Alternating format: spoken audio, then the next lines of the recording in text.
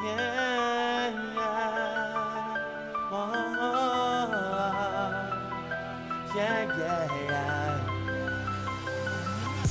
Wanna look at this world in its To the married couples in here, or those who aspire to be married, this is a great lesson to build what you want in a spouse on. All right, because it's purely scripture, and when you deal with a equally yoked person that's equally involved in the scriptures as you should always want to use these guidelines to create or build that relationship. So today we're going to be dealing with marriage and some of the issues that we deal with in this world that has created fly by night marriages, if you will, or same sex marriages and all that stuff, if you will, basically destroying what was created in the heavens. So I'm going to read the commentary, then I'm going to turn the rest over to our brothers to read. We're going to be starting in the book of Hebrews. We're going to get one scripture, and that's going to be Hebrews 13:4. But I'm going to read this commentary first, and then we're going to move into the lesson. All right, so divorce is at an all-time high across the earth, especially in Babylon. People are choosing to rather stay single and fornicate with some stranger than to commit to a lifetime of trauma due to a rebellious generation which don't care about our orderly household. The church is also suffering from a lack of order. So like I said, we're going to deviate a little bit from just marriage to other things as well, because it all goes hand in hand. So it says the church is also suffering from a lack of order when it comes to marriage and how the Most High states it should be handled. We must learn to be better than the world and get our houses in order, because the Father is not for confusion in his house and definitely not in our own. So with this, we're going to be seeing the way that this world has created this what you call atmosphere of divorce. Now, as we read here, it says being committed into a drama full or a lifetime of drama with a spouse. Now, I'm married and my wife's sitting here, so I can talk about our situation. I don't have a perfect marriage by far.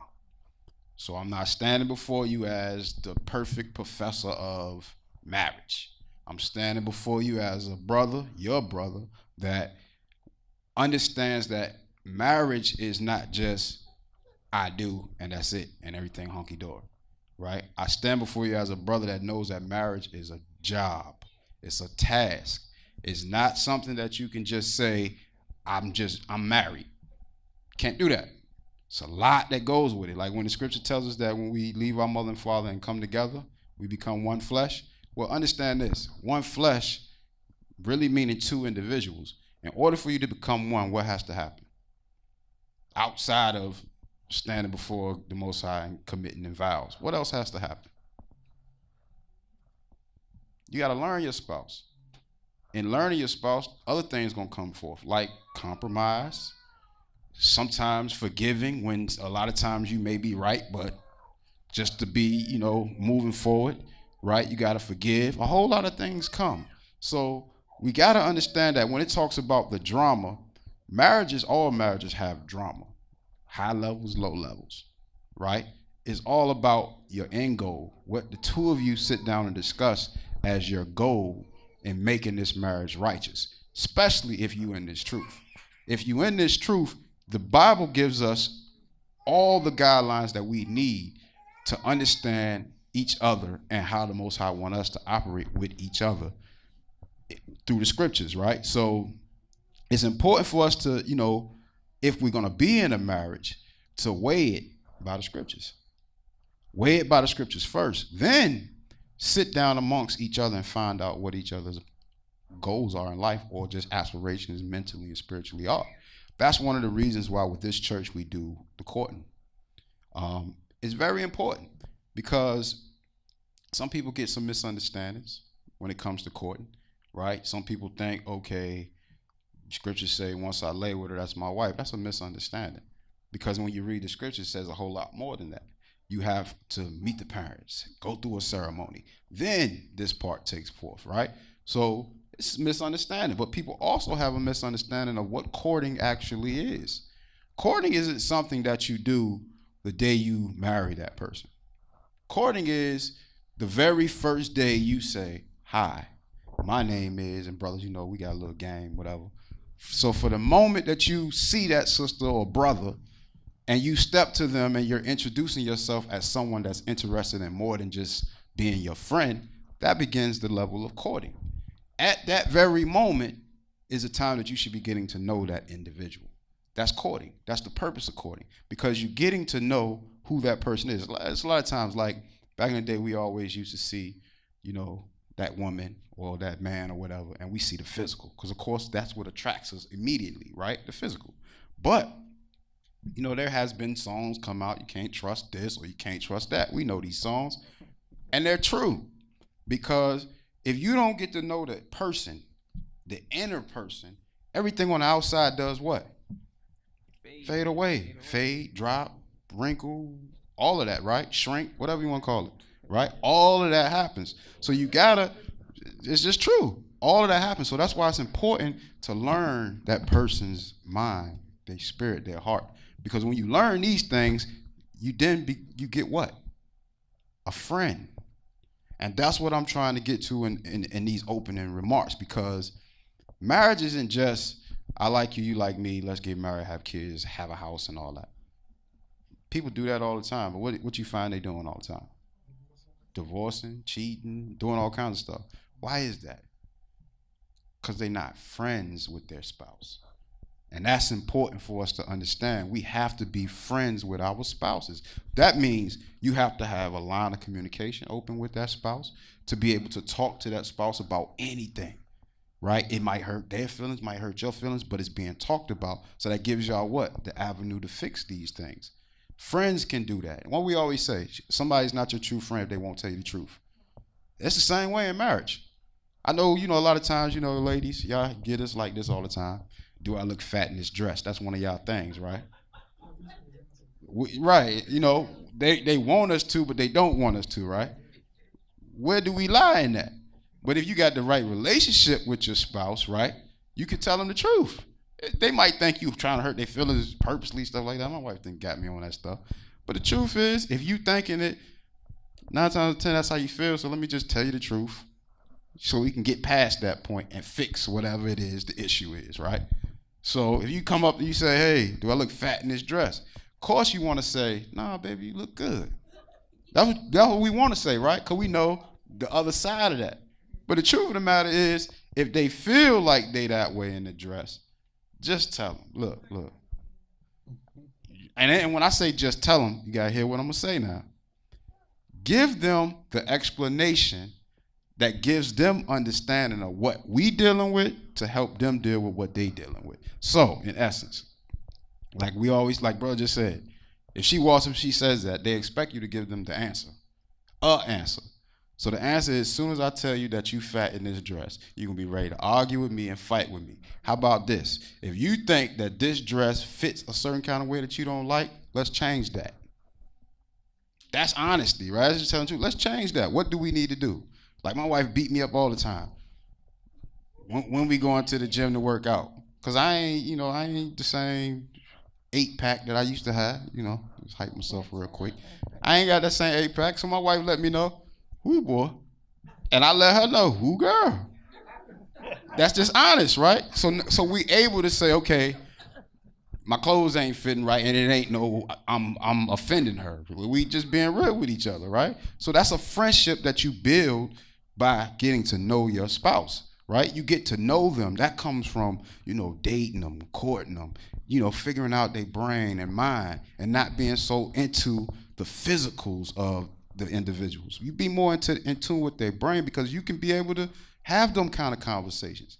But when you at that point where you're not really friends, anything offends. And that becomes the problem, and that's what leads to a lot of divorce. And being that in a lot of instances, we just don't hear our spouses. Because we don't hear our spouses, a lot of times what happens is that spouse may be giving you information that's important for you to know, about how they feeling about something that's important to them. And because you're not listening, you thinking in your mind, whatever. That spouse is getting more and more offended and more ready to either step out or say, you know what, I'm done with you. So it's important that we pay attention to all of that, but it starts with having a friendship. That's why that courting that this church does is so very important, because it takes the flesh out, right? It pulls the flesh out and says, listen, let me sit down and talk to you. Let me take you, get some coffee and talk to you. See who you are. See what's going on with you. Let's go get some dinner and talk. Let me meet your parents. Different stuff like that. Things that are not the norm of this world. Because this world says, as soon as you meet them, you should be ready to bet them. Right? Ain't that the game, brothers? Be honest.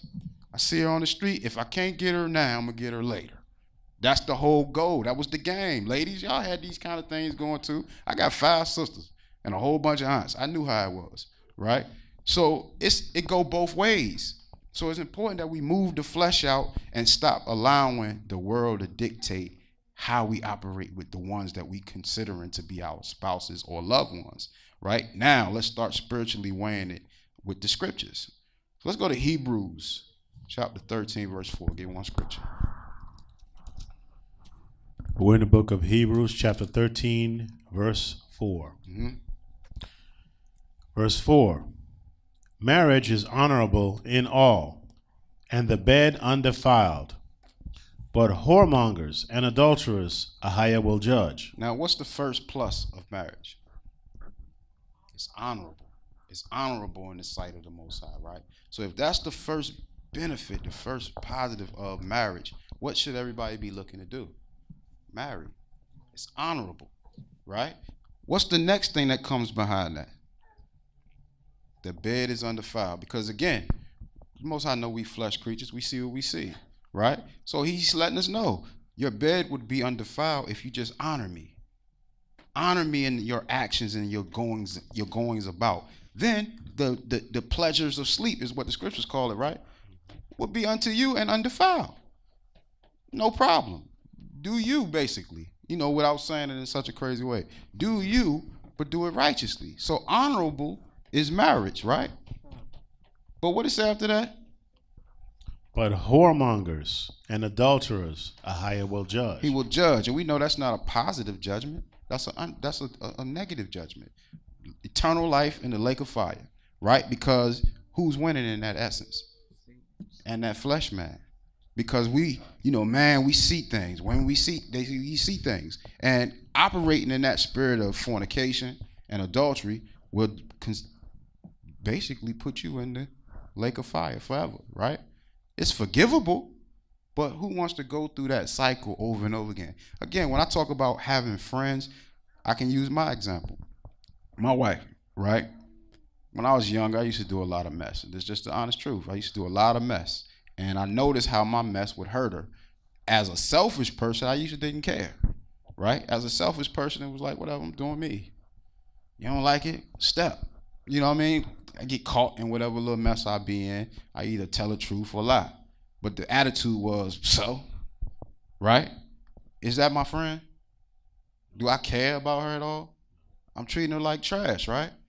So when you get to know somebody, what's something that you don't want to do to a person that you consider yourself loving or that's your friend?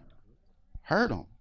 So when you look at things like being a whoremonger and adulterer, you got to think of that spouse who's now your one flesh. And you now got to start saying, do I want to go? Like I used to think of all the stuff that would happen when I would do certain things and like totally push my wife to that point, right? That was hurtful to see after a while. Because as the friendship grew, and not just the physical, the friendship began to grow, I began to like, why do I want to keep hurting her? Because that hurts. Not only her, but me. Because I got to deal with distraction of the cars, right? I understand that one. I got to deal with the pop-ups, the cell phone going through. Like now, I just leave I don't have that issue, right? But all of this stuff, see, if you think about it, benefits us as men, right? Gives you the opportunity to do what? Relax. Like I don't walk around the house. I don't let my kids operate with my devices. So that's the only thing that'll make me chase my phone, right? My kids messing with my phones. I can't stand that because they tear stuff up.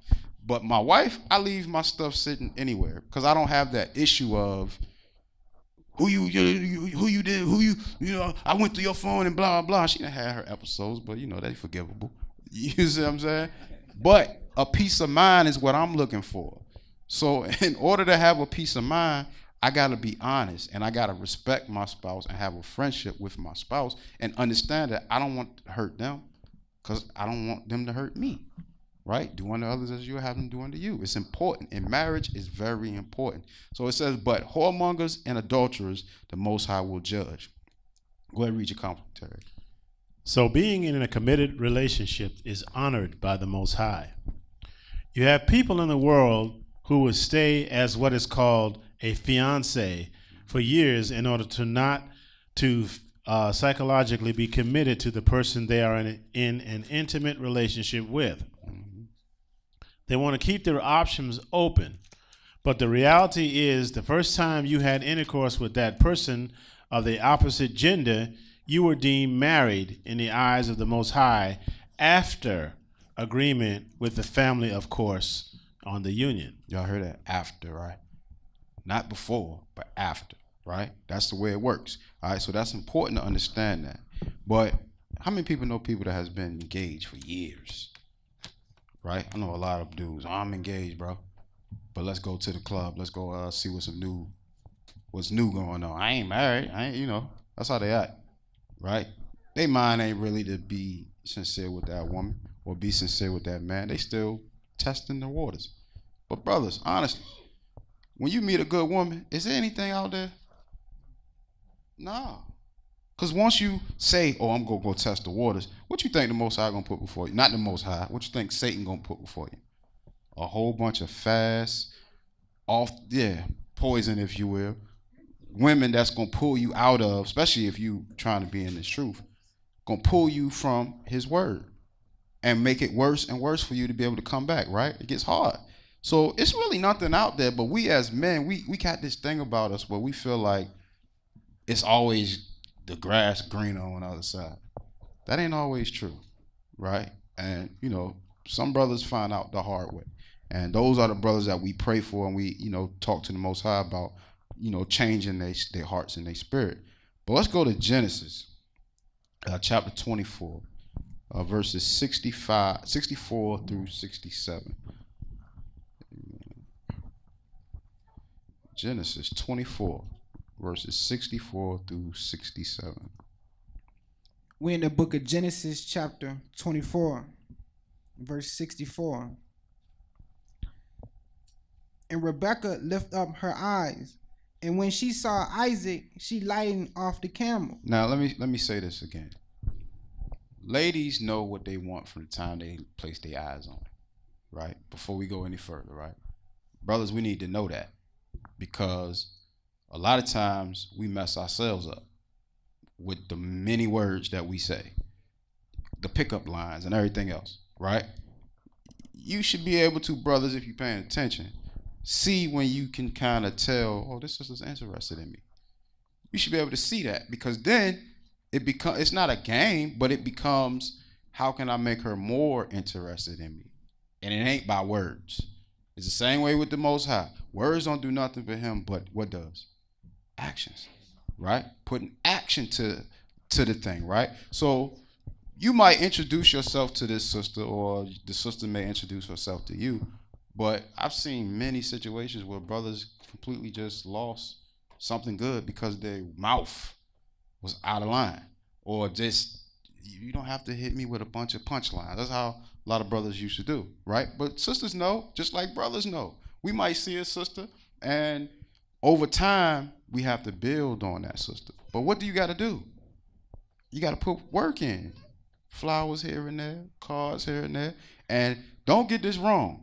Subtle is much, especially when you don't think you got the sister. If you overload a sister with a whole bunch of stuff, 9 times out of 10, she gonna cut you off. Because it's too much.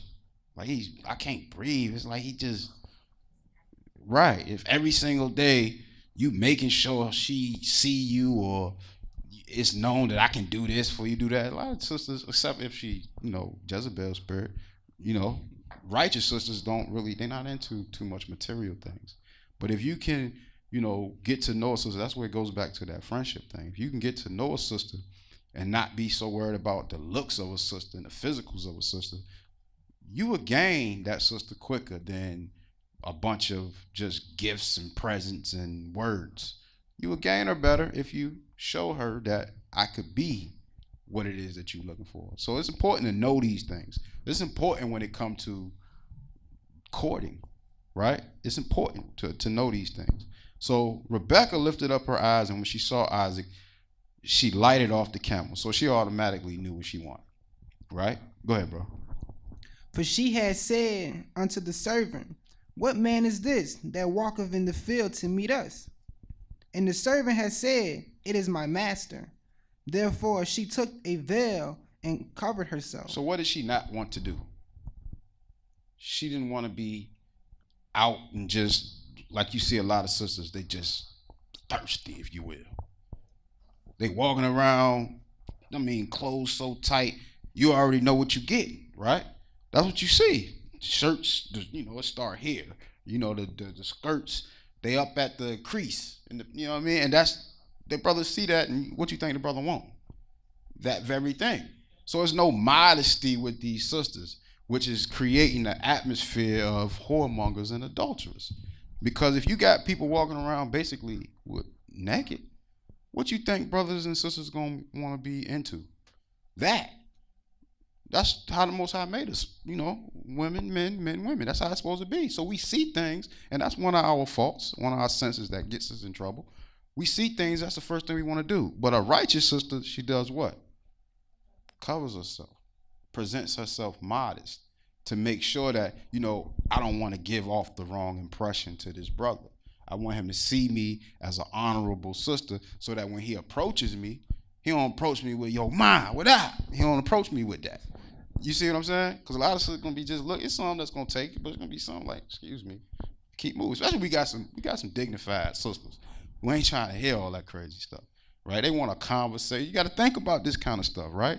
As you begin in the court. So our sister Rebecca, when she saw Isaac, she wasn't going to let Isaac think, or wasn't going to give him the impression that she wasn't a righteous sister. So the first thing that comes to her mind, that's why being spiritually grounded and biblically grounded is important, because she covered herself, right? Go ahead, bro. Verse 66. And the servant told Isaac all things that he had done. And Isaac brought her unto his mother Sarah's tent, and took Rebekah, and she became his wife. And he loved her. And Isaac was comforted after his mother's death. Right. So at this time, Isaac's mother had passed. So, he needed that womanly spirit, that womanly connection, or that wife to carry him to the next level. So Rebecca was the one that came along he was interested in, the one that he wanted. So first off, that shows the honor in being patient, one, and finding a righteous woman. It shows that. Let's go to 34 and 7 through 12. Genesis 34, 7 through 12. We're in the book of Genesis, chapter 34, verses 7 through 12. Mm-hmm. Verse 7. And the sons of Jacob came out of the field when they heard it, and the men were grieved, and they were very wroth, because he had wrought folly in Israel in lying with Jacob's daughter, which thing ought not to be done. And Hamor communed with them, saying, The soul of my son Shechem longeth for your daughter.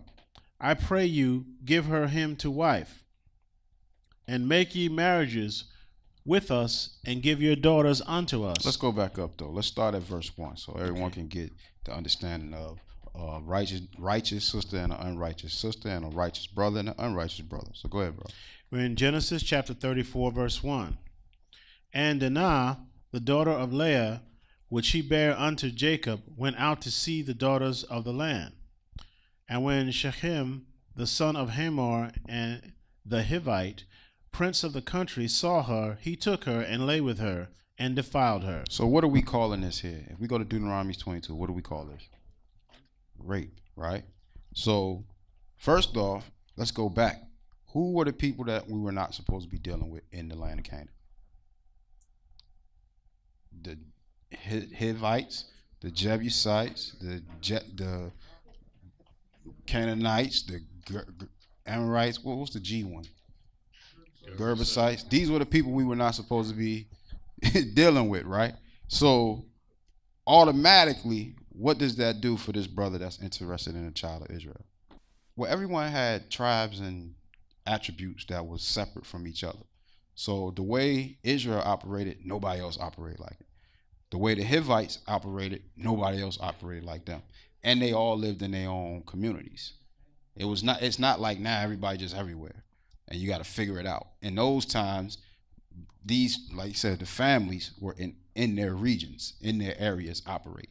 So in the land of Canaan are these family units. So we're people coming into a land. So it's automatic that we're going to know who's who because they already know who we are. Like, oh, you got those Israelites coming into the land. And the Most High done already spied out the land with some of our brothers. So they already know who's who and what places that they're in. So in that time, it was easier. It's not like now where we don't know who's who. We confused. Like, we stand before you and tell you we Judah, we Gad, we all that. We really don't know. But in those days, they knew, right? It was really easy for them. Oh, and plus they always told you. That was part of their thing. Like we stand before you and say, my name is Brother Carlton from the tribe of Judah, nation of. This was their name titles. That's how they operate. I'm Javan from the tribe of the Hivites. That's how they operated, right? So that's how they knew, and that's how they were able to distinguish who was who, right? So, but here we see a Hivite trying to take on a daughter of Israel. That's not to happen. But because these people are wicked people, they do things outside of what the word tells us we're allowed to do, right? So let's read that. And we on the subject of loving your wife and loving your husband. So go ahead, bro. We're in Genesis chapter 34, verse 3. And his soul clave unto Dinah, the daughter of Jacob, and he loved the damsel, and spake kindly unto the damsel. And Shechem spake unto his father Hamor, saying, Get me this damsel to wife. What is he doing there? He's allowing his flesh to lead him, right? He's a wicked man as it is, but he's allowing his flesh to lead him because, of course, the daughters of Israel were beautiful, as the scriptures say, beautiful women. So this brother's allowing what he sees to be his driving force, right? He don't know her. He not trying to get to know. He just sees something that he wants. A lot of us go through that, right? We might have a wife at home or a husband at home. We see something in the street. What we want to do? Oh, I want that. That's a wicked mindset. You got to break that. That's a trick of Satan, right? So this is what's taking place here. He just wants her, right? But he's not willing to go through the righteous steps it takes to be with this woman, right? So let's keep reading. We're in Genesis 34 and chapter 34, verse 5. And Jacob heard that he had defiled Dinah, his daughter.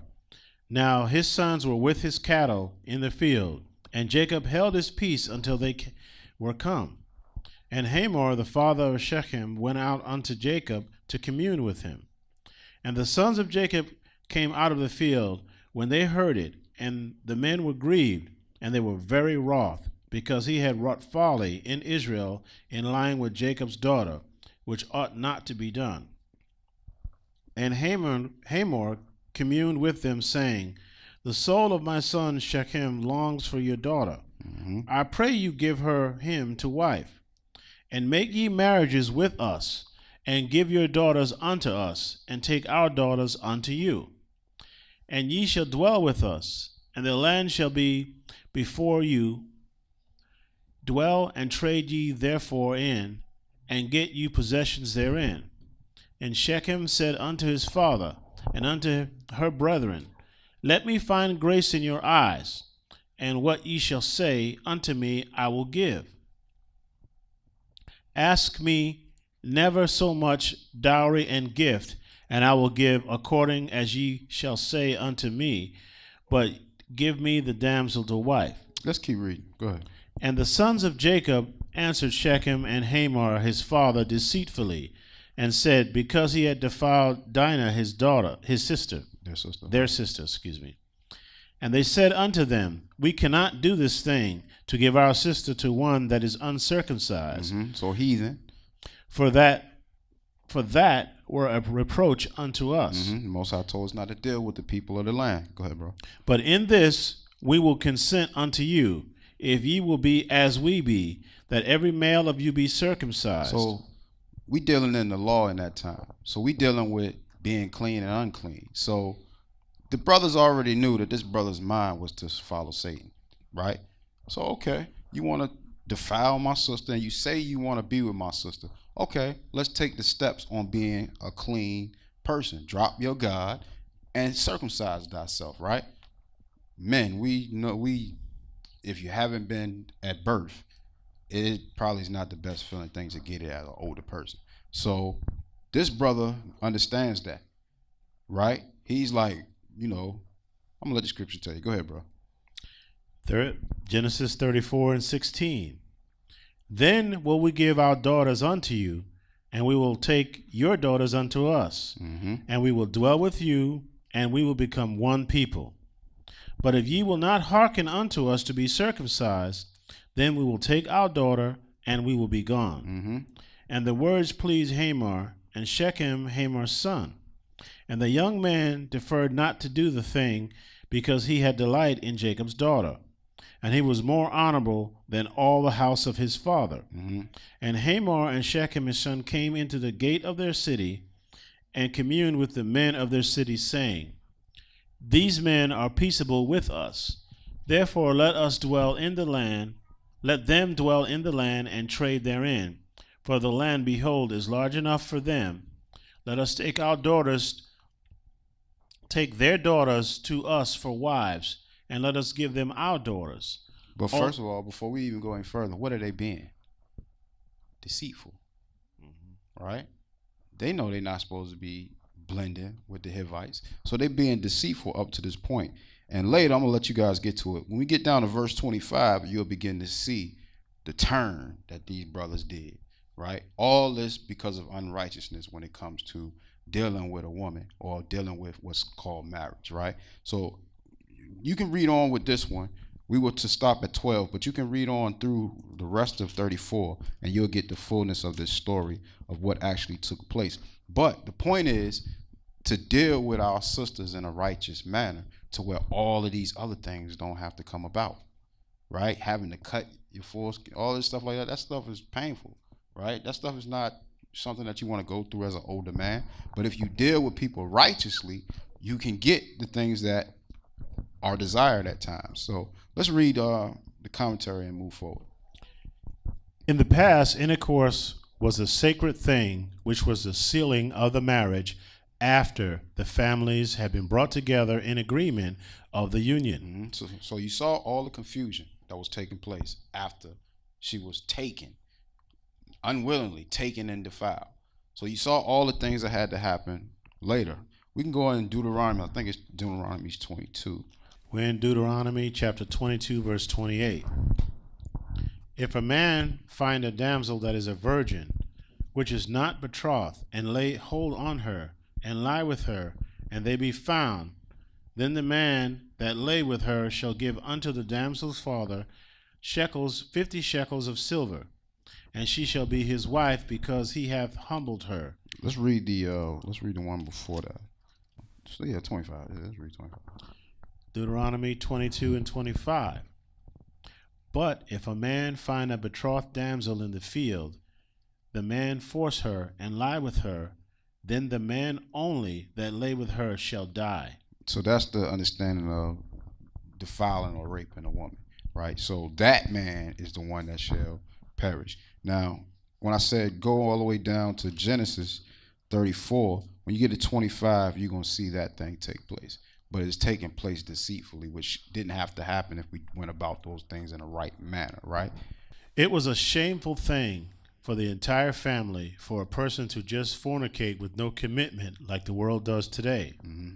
People knew the proper steps, and when they didn't do them, it was a disrespect to the entire family, And in this case, a whole city was destroyed. Whole city was destroyed. So confusion comes when we operate outside of the word of the Most High. And that's what we was trying to show here. Again, if you read this entire chapter, you'll get the whole story of what took place. Mass confusion, right? Mass confusion, deaths, and everything else. So do it righteously. So Matthew 19, verses 4 through 6.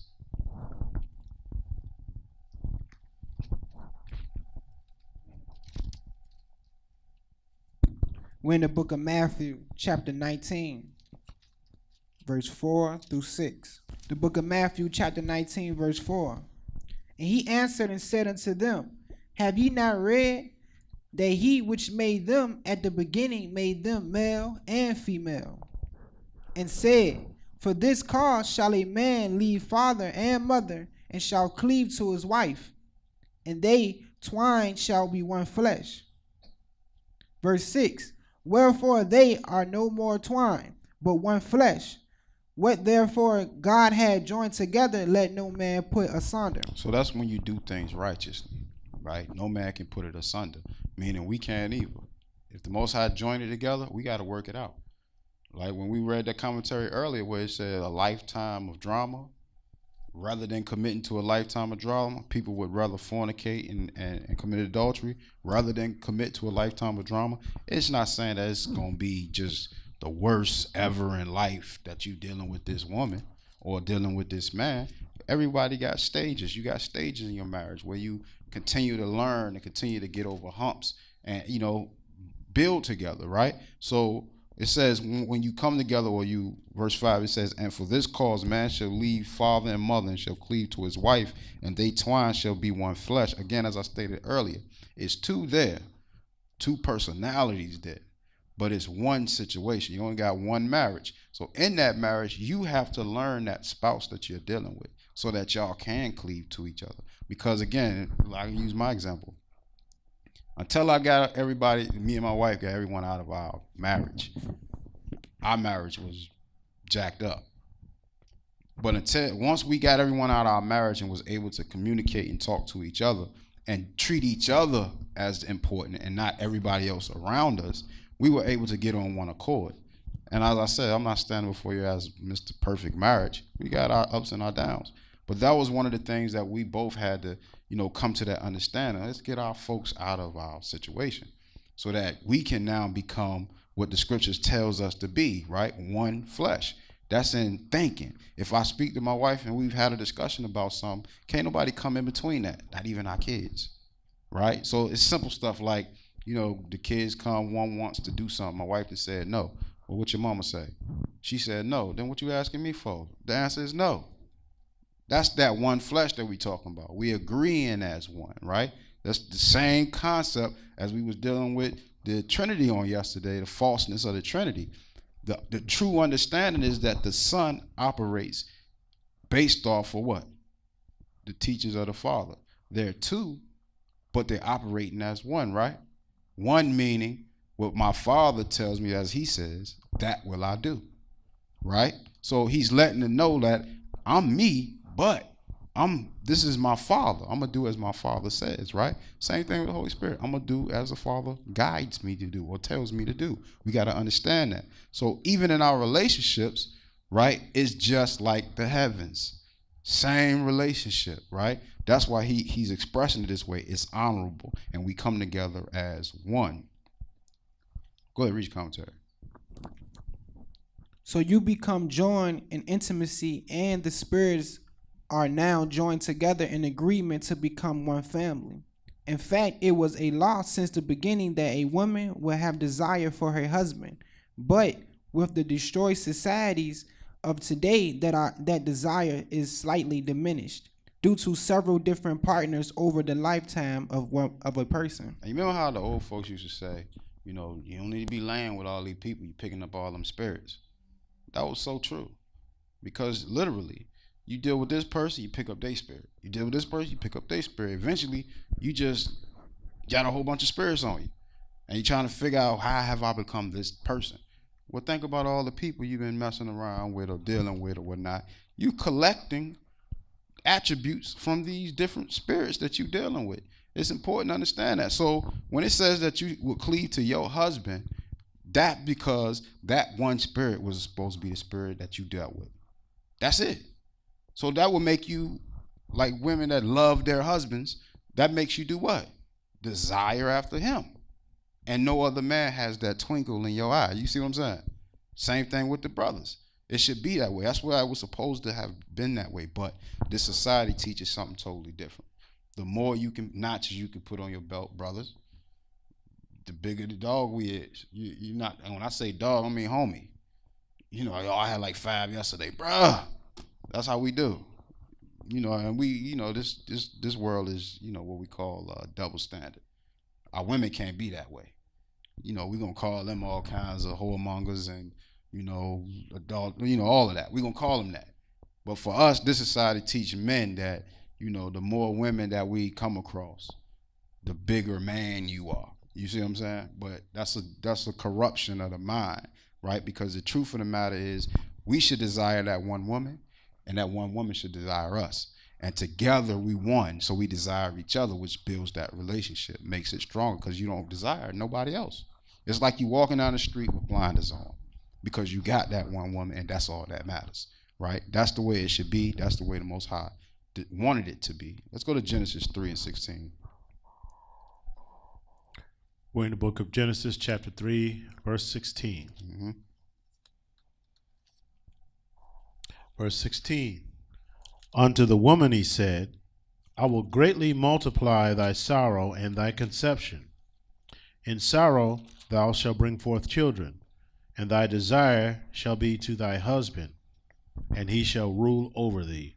Mm-hmm. So this could be a lot of times misconstrued as to the man being the dominant over the woman. It could be misconstrued as that.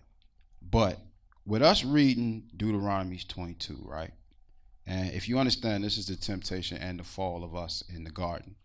And it started with Eve listening to another spirit, right? Not the spirit of her husband, right? Not what she was taught by her husband, who was taught by who? The Most High.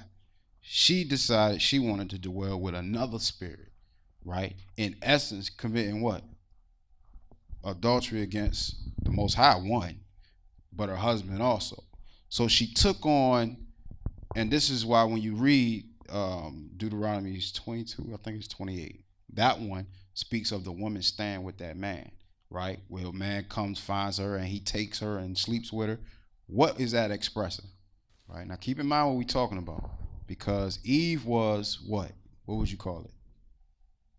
Some would say influenced, some would say enticed, some would say gamed, if you want to keep it on a secular. These days she got gamed by Satan, if you would.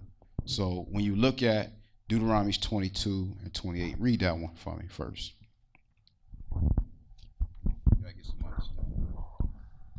Deuteronomy chapter 22, verse 28. Now follow me. I know I'm kind of chopping up, but just follow me. If a man find a damsel that is a virgin, which is not betrothed, and lay hold on her, and lie with her, and they be found. Now, you got to understand, the verses before speaks on a woman that a man takes, sleeps with, and she screams out. If she screams out, that's rape, right? If she doesn't scream out, and that's what we're dealing with now, what are we dealing with? Fornication, consent. She consented to deal with that, which means he was able to do what, as we call it, game her, right? So he was able to game her. You just man pretty, like, me and you, we could be this or whatever. You know how it go. Talking all sweet, saying sweet nothings in her ears, and rather than her continuing in her righteousness or being virtuous, she does what? She gives herself to this man. So that's why in this example it says, then the man that lay with her shall give unto the damsel's father 50 shekels of silver, and she shall be his wife, because he hath humbled her. He may not put her away all his days. So now he's forced to stay with this woman. But this is the thing that's part of the problem. He don't know this woman from nothing. So this woman could be bat crazy, but he's stuck with her. So what does scripture say about having a reveling wife? It's better to dwell on the rooftop. He just laid his bed for that, is what the scripture is explaining. But the precept for that is what I was trying to express with this one, which is Exodus 22:16, with Eve. What had took place. The same thing took place with Eve that took place with this woman.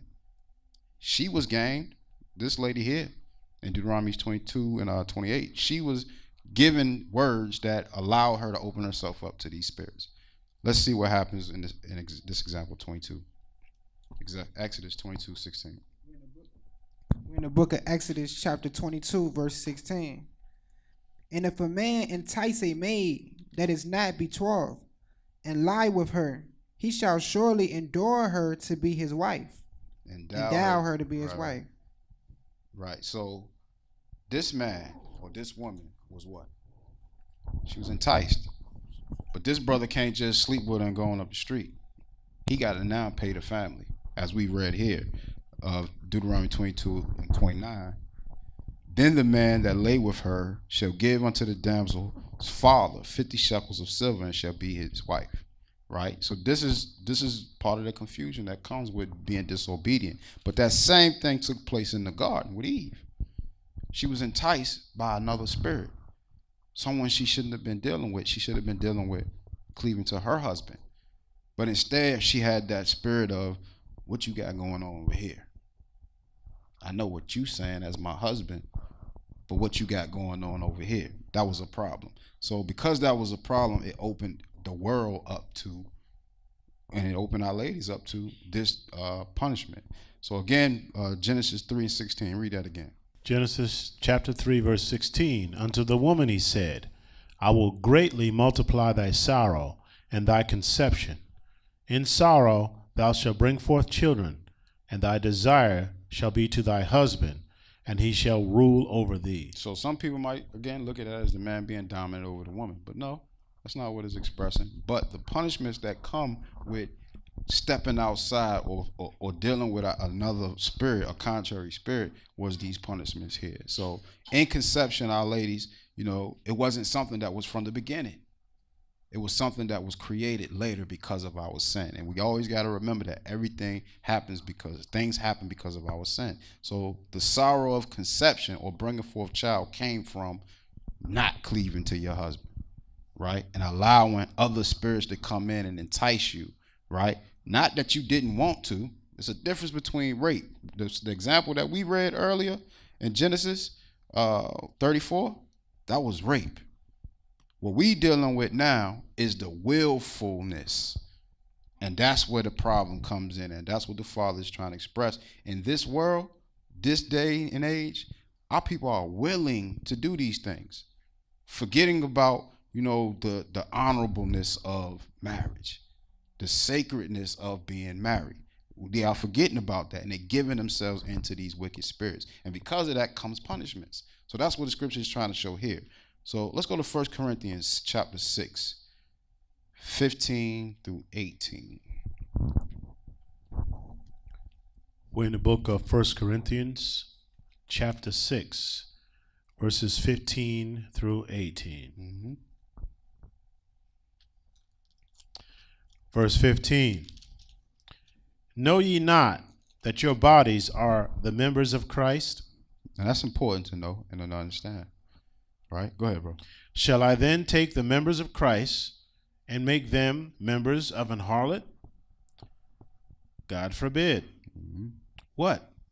Know ye not that he which is joined to a harlot is one body? So if you dealing with a harlot, right? Harlot, if you don't know, is a woman sleeping with many men, or for money or whatnot, a prostitute in other ways. What are you now joined to? That prostitute. You're taking on the spirit of that prostitute. So just like we think of our forefathers, right? Think of our king, Solomon. What was his issue? Women. And women from all different nations and nationalities. And in dealing with all these different women, what did it cause him to do? Worship their gods, take on their traditions and things of that nature. In essence, turning away from who? the Most High God. And doing that, that causes us, it makes us stop to think, would you take this body, which this body belongs to Christ, and give it to a harlot? Would you? No. So that's what the scripture is trying to express here, that when we do these things, we take what belongs to Christ and give it to these contrary spirits or these contrary beings. And that in itself is what continues to destroy our people. And we need to think more of that, because, again, it's a little more than just saying, I'm doing something, especially when you commit yourself or you put yourself in a committed spiritual relationship with the Most High in Christ. You now belong to Christ, especially through baptism. You go in that water, you become one flesh with Christ, right? So now you got to understand, when you put yourself in these predicaments, you're joining yourself to that sin that you're dealing with. So it's important to pay attention and try to break those things. Keep reading, bro. 1 Corinthians. We're in 1 Corinthians chapter 6 and the rest of verse 16. Mm-hmm. For two, saith he, shall be one flesh. Verse 17. But he that is joined unto the Most High is one spirit. Mm-hmm. Verse 18. Flee fornication. Every sin that a man doeth is without the body, but he that committeth fornication sinneth against his own body. Sin against your own body. So let's go to the commentary real quick. Read that, and then I'll keep moving. There you go. Through fornication, there is a serious disparity in the spirit. As the body of Christ, we must understand the importance of shedding the old mentality of boyfriend and girlfriend. Mm-hmm. Even the churches were part of the deception. By not telling the people that your first time in intimacy should be the only person you are with for life, a lot of fornication has become commonplace, and a lot less care is taken in choosing a mate. Mm-hmm.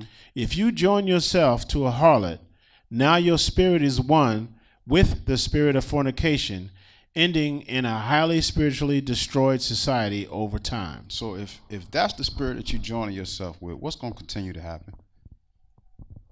Fornication. And excuse me. And if you with that individual and you call yourself marrying that individual and it was based off of fornication and adultery in the first place, what's going to end up happening? We see it all the time. What's going to end up happening? The exact same thing. What goes around comes around. The seeds that you sow is what you're going to reap. It's important to know that. So it goes to that fact that why would you want to deal? If I see a woman walking up and down the street selling herself, thumbs out, day in and day out, and I'm seeing her go car to car, why would I approach her with a ring on my knee? Will you marry me? Why?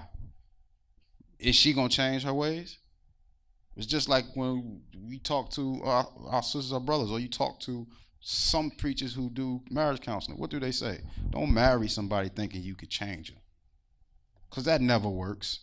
Because if that person don't want to change, then what you dealing with? The same issues that you was dealing with when you met them. So if they was a prostitute when you met them, what they going to be once you marry them or be with them? And granted, yeah, there's some situations that do change, but that's like 1% of 99 of 100, right? So it's important that we don't put ourselves in a position. So it's important that instead of us looking at the wrong mates or looking at the wrong individuals, we make sure that we looking at them through the eyes of the word, because then you can weed out the mess. Oh, that brother ain't no good for me. Oh, that sister ain't no good for me, right? Oh, I need this, because it's important too, to know you. Know you. That's one of the main things when it comes to dating or when it comes to marriage. If you don't truly know yourself, then you're going to hurt your spouse, because they're going to be so confused as to who you are because you confused. So it's just going to be a lot of turmoil in the midst. So that's why I say it's important to get that friendship going first, because y'all can build off each other within that friendship, right? It's just like you got friends, motivators. That's what I call right friends, the right kind of friends, right? They motivate you because you see how they operate, especially righteous brothers and sisters, right? You see how they operate, and then you like, man, you're a good person, man. I like how you move, right? Can you teach me certain things? Just like, in mentorship, you deal with people who you can offer something to. That's who you deal with. You don't deal with people who, you get involved with them, and they know everything. So your little bit of knowledge means nothing to that individual. It's important to deal with people who y'all can learn from each other, right, and grow from that, right, and continue to just build and build and build. It's important. That's very important. So that's why when you courting somebody, you should be trying to choose that person righteously, right? Not somebody who, oh, she got all this, so I want to be with her, or he got all this, so I want to be with him, or he looked this way or she looked that way, that's what I want to be with. What's all that? Superficial. Again, all that's gonna fade away. People get rich, get poor. People get beautiful, get ugly. People that's got it going on, lose it. It happens, right? It's real life. But at the end of the day, you find some couples out here, they 80 years old. And I seen pictures of people who, when they was 20 and those types of ages, but they like 99 now. You look at the picture like, that ain't you. You look at the picture, you like, oh, they are banging. Like, they look good together, or like they beautiful people. But you see them now, that's nature. You get older, they still beautiful people, but they don't look like them pictures. That's how it happens. So at the end of the day, right? What matters is the relationship that they built with each other. That's what keeps them together 80 years. That's what keeps them together 50, 60 years, things like that. Having that relationship of being friends. And they can sit and tell you the honest truth. I ain't like him at first, but, as we begin to grow together, I wouldn't want nobody else but him or her, right? They built that friendship, right? And that's the way it works. That's important. It's a long time. It's a long time. But, like I said, looks fade away. Y'all saw Barbara Bush. I'm not saying she ugly. That's not what I'm saying. Don't take me wrong. But Barbara Bush was an old lady. She was old. She was 92, right? How old is her husband? Y'all see him in a wheelchair, somewhat deformed a little bit now?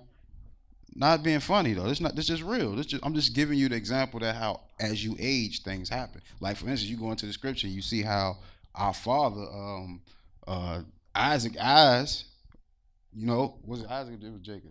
No, Isaac. His eyes were beginning to fade. This is what happens. You get old, things happen. You lose stuff. So I'm not saying it in a negative way, but Barbara Bush didn't look like them pictures that they were showing.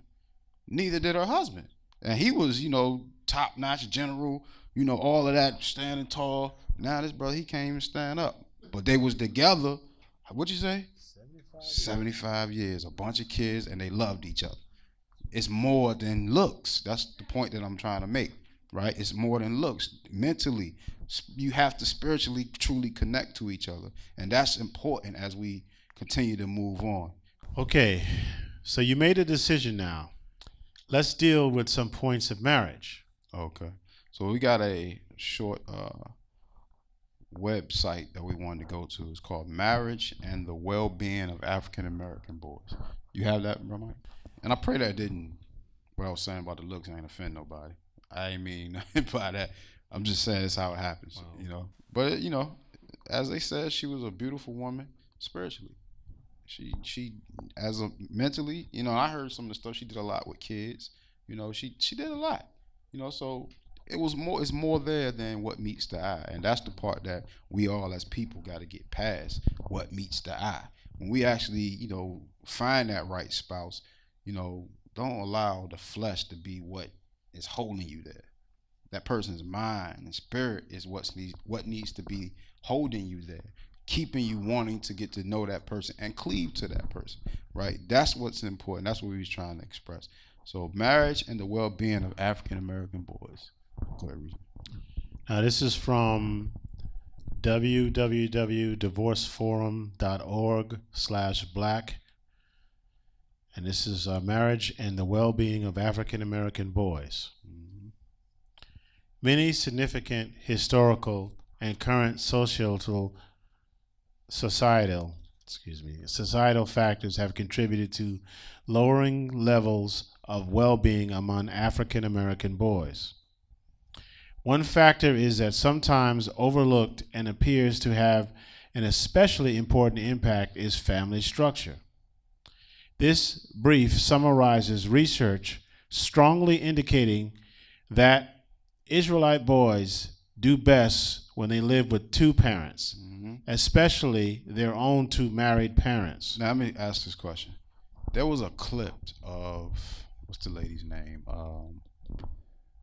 Caucasian sister. She usually be on CNN. Ann Coulter. She did a interview with a priest. He had a talk show, and she wrote this book that said that I'm trying to think of the title, but she was saying that a child being raised today with one parent is in trouble, something like that, right? Is already cursed or something like that. So they had her on the panel because he filled the entire, audience with single mothers, right? You already know. Right. The priest, now this is a priest. He filled the entire audience with single mothers and somewhat effeminate brothers, right? So as she spoke, she stated facts. And we reading one of those facts that she was reading from. And she was stating how a certain percentage shows that men raised without mother and father usually end up in jail. She got torn apart on that. Which had the ladies highly upset because they feel like I'm a single mother, and a lot of them was jumping up, and the priest, he going to him because of course he needs ratings. He's going to him, no, I didn't, I raised my son, he not in jail. So she was like, okay, congratulations, I ain't talking to you, right? I'm talking to a percentage, and I'm giving you the numbers that society says end up in jail. So you go to these prisons, right? Who you usually seeing there the most? Us. And most of them don't have what?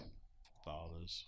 Mother and father. It's one or the other raising them. So one lady stood up, and this is why I was like, people don't think before they speak. She stood up, and she was like, I'm raising two boys and a girl, single parent. I go to school at night. I work an 8-hour job. And my kids, they doing good. What did she just tell y'all? She ain't raising her kids. Them kids raising themselves. So she's standing up saying this thing, she ain't thinking, it's a matter of time. Because if you leaving these kids to their own devices, or you somewhat putting them with a nanny or sometimes other family members, what sometimes other family members do? Let your kids do whatever they want. That's exactly what Ann Coulter said. Right? So people not thinking, and I'm like, okay, she not lying. Because this ain't the way the Most High created this union. That's why the family line is being destroyed, right? So it's important for us to understand what is taking place in this society, because this society has created this atmosphere for a purpose. Granted, you go all the way back to, I believe it's in Missouri. They had and it's Kansas City, I believe. St. Louis, I think it was, where they initially had them. There was some apartments. Like some not condos, but some what they call them. I mean, they was efficiencies. They were projects, right? And that was St. Louis. St. Louis. So the projects were available to those who were eligible. Women. If you had a spouse, you could not get these apartments. The only way you can get, and granted, now these was just built in like 1950, 60, something like that. So everybody, was trying to get into these nice high-rise apartments. They done built like 10 of them, just spread all over the place, and it was a nice community at one point, right? So what was happening was it was public assistance housing. So at that time, people needed it. So you had to either denounce your spouse, or you had to do what they do nowadays, sneak them in at night, or, once you here, you can't be going in and out because they watching. This is what was happening. So because of that, a lot of ladies were like, I'm not losing my assistance. You got to go. So what was happening? Mothers raising these children by themselves, and these kids wind up turning that projects into one of the murder capitals of this area, of that era. Right? It became slums. It became, just the worst everything. But this is what they continued to do for like 30 years, right? Until they finally, knocked them down and, cleared the land out, right? But this is what this society is creating. Because even now, you think about it. If you want some assistance from your local government or your local social services, what's one of the first thing they ask you? Is there a husband or a spouse in the house? And if it is, you either not eligible or you can't get the fullness of the benefits. Y'all understand what I'm saying, right? Mm-hmm. Like this, yeah, ain't nothing new, but this is how it works.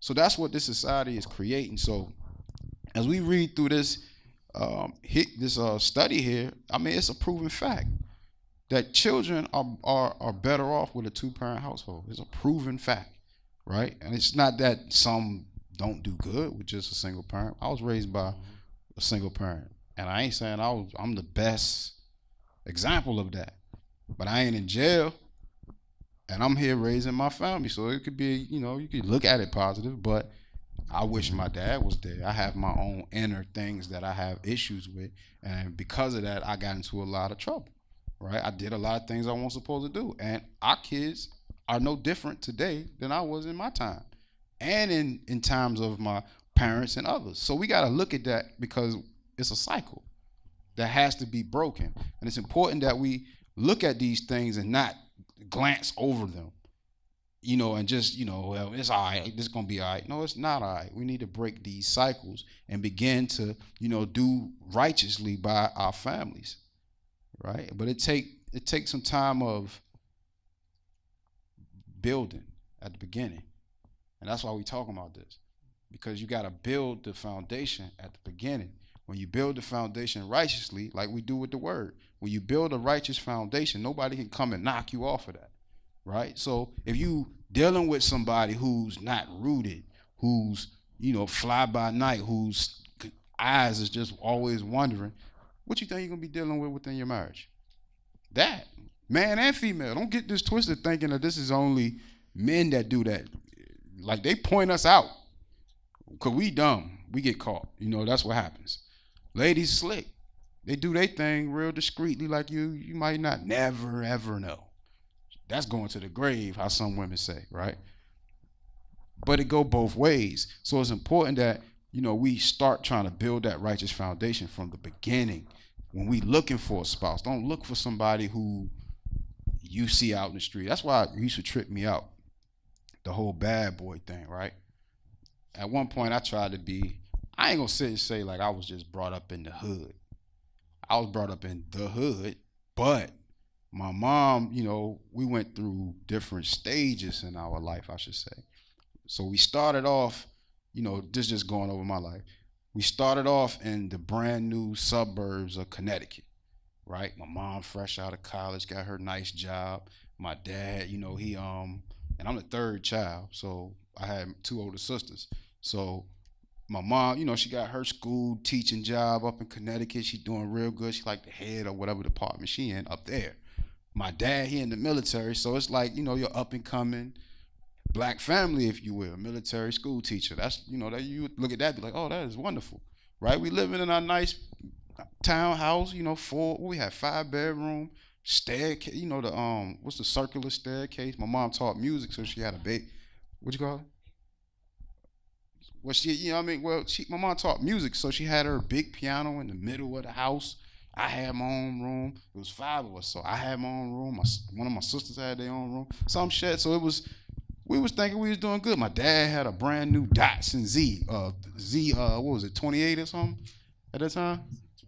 Z28 had that. He always used to be in the back working on that, and he used to get me them little slugger bats. I remember them little slugger, Louisville slugger, little small miniature bats. He used to always get me them little bat and glove sets, right? So it started out like that. But because people don't always have the same spirit, or they not always building together, what happens is divorce, like what we're talking about now. And that's what took place within my family. So because of that, it changed the environment. The environment became having to move from house to house, to living in the hood, to, re-education of my mom, which a lot of ladies go through that, where they have to go back to college. Brothers too, got to go back to college and work full-time jobs and do that. So I was one of those kids where I was left to my own devices, just honestly, living in the hood. So what do you think is happening? I'm getting into a whole lot of mess. My sister's getting into a whole lot of mess. Meanwhile, my mom doing what she got to do. That's the struggle that we talking about right now, right? And it can start from, good upbringing. It's good upbringing to situations happen to where things diminished, and but it always starts somewhere when people are not on the right track with the word, right? And that's why it's important to build that foundation from the beginning, to where you can choose the right spouse. You can deal with that spouse righteously and help to continue to build, this kingdom. It's important that we, as different generations of us begin to, or are continuing to be groomed and prepared for the future, that we as the parents teach our kids these things to make sure that we instilling in them this understanding so that they don't go out and make some of the same mistakes that we made, right? Sometimes, the hard truth is what helps your kids, right? I mean, don't shelter your kids from the truth. Tell them the truth. You may have to give it to them in a different manner, but tell them the truth, right? And telling them the truth, that opens them up to making choices, the right choices. Okay, my daddy, like especially if you get caught in those types of situations that your parents then groomed you on, right? You can get in that situation and say, oh, my dad taught me about this, or my mom taught me about this.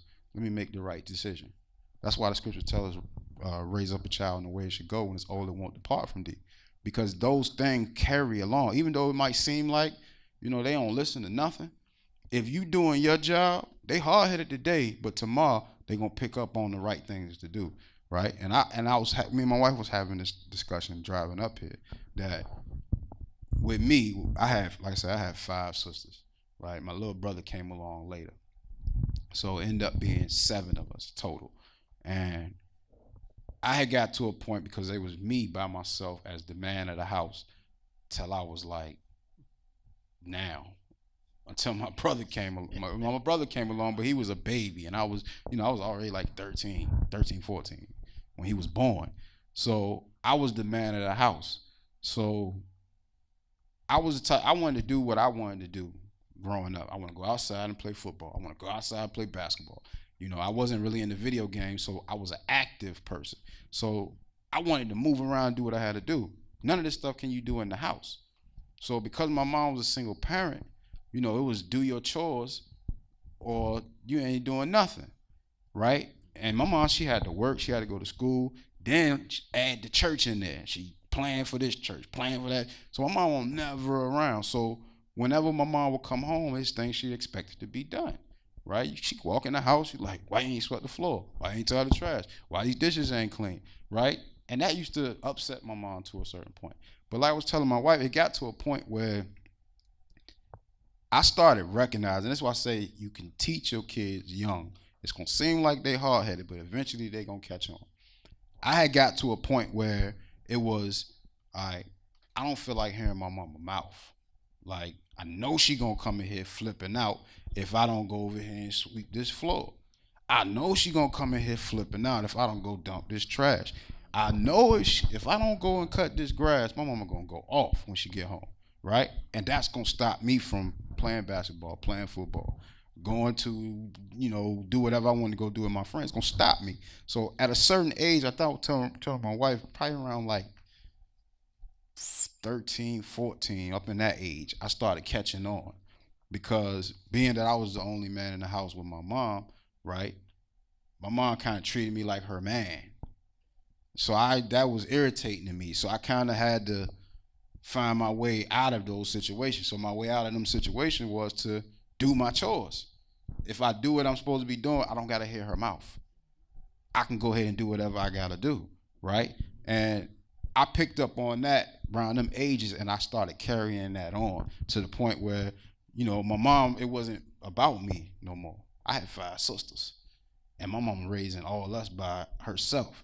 So imagine how that house was with a whole lot of women in that bad boy growing up. So I needed to get away, was the point.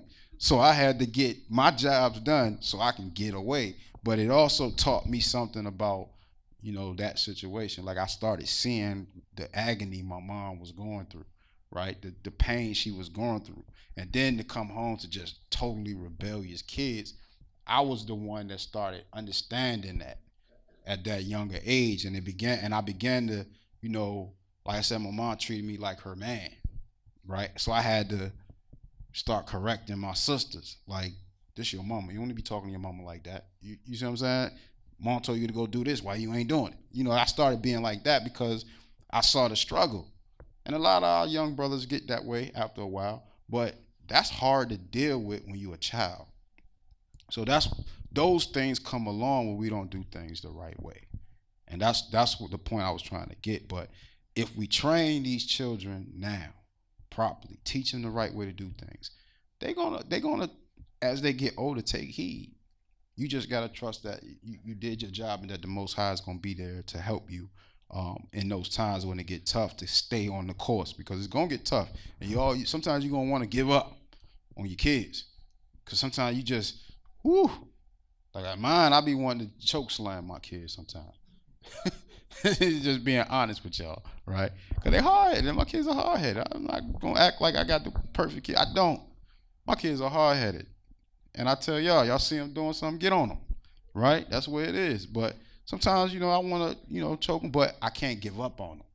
I got to keep on pushing that, hoping that one day they going to recognize what I'm saying. That's why, with me and my wife, we got a chore list for them to do stuff every day. And I was talking to Sister Sean about this earlier. It's like we got to come in the house and repeat what's written daily. It becomes irritating where you just want to say, you know what?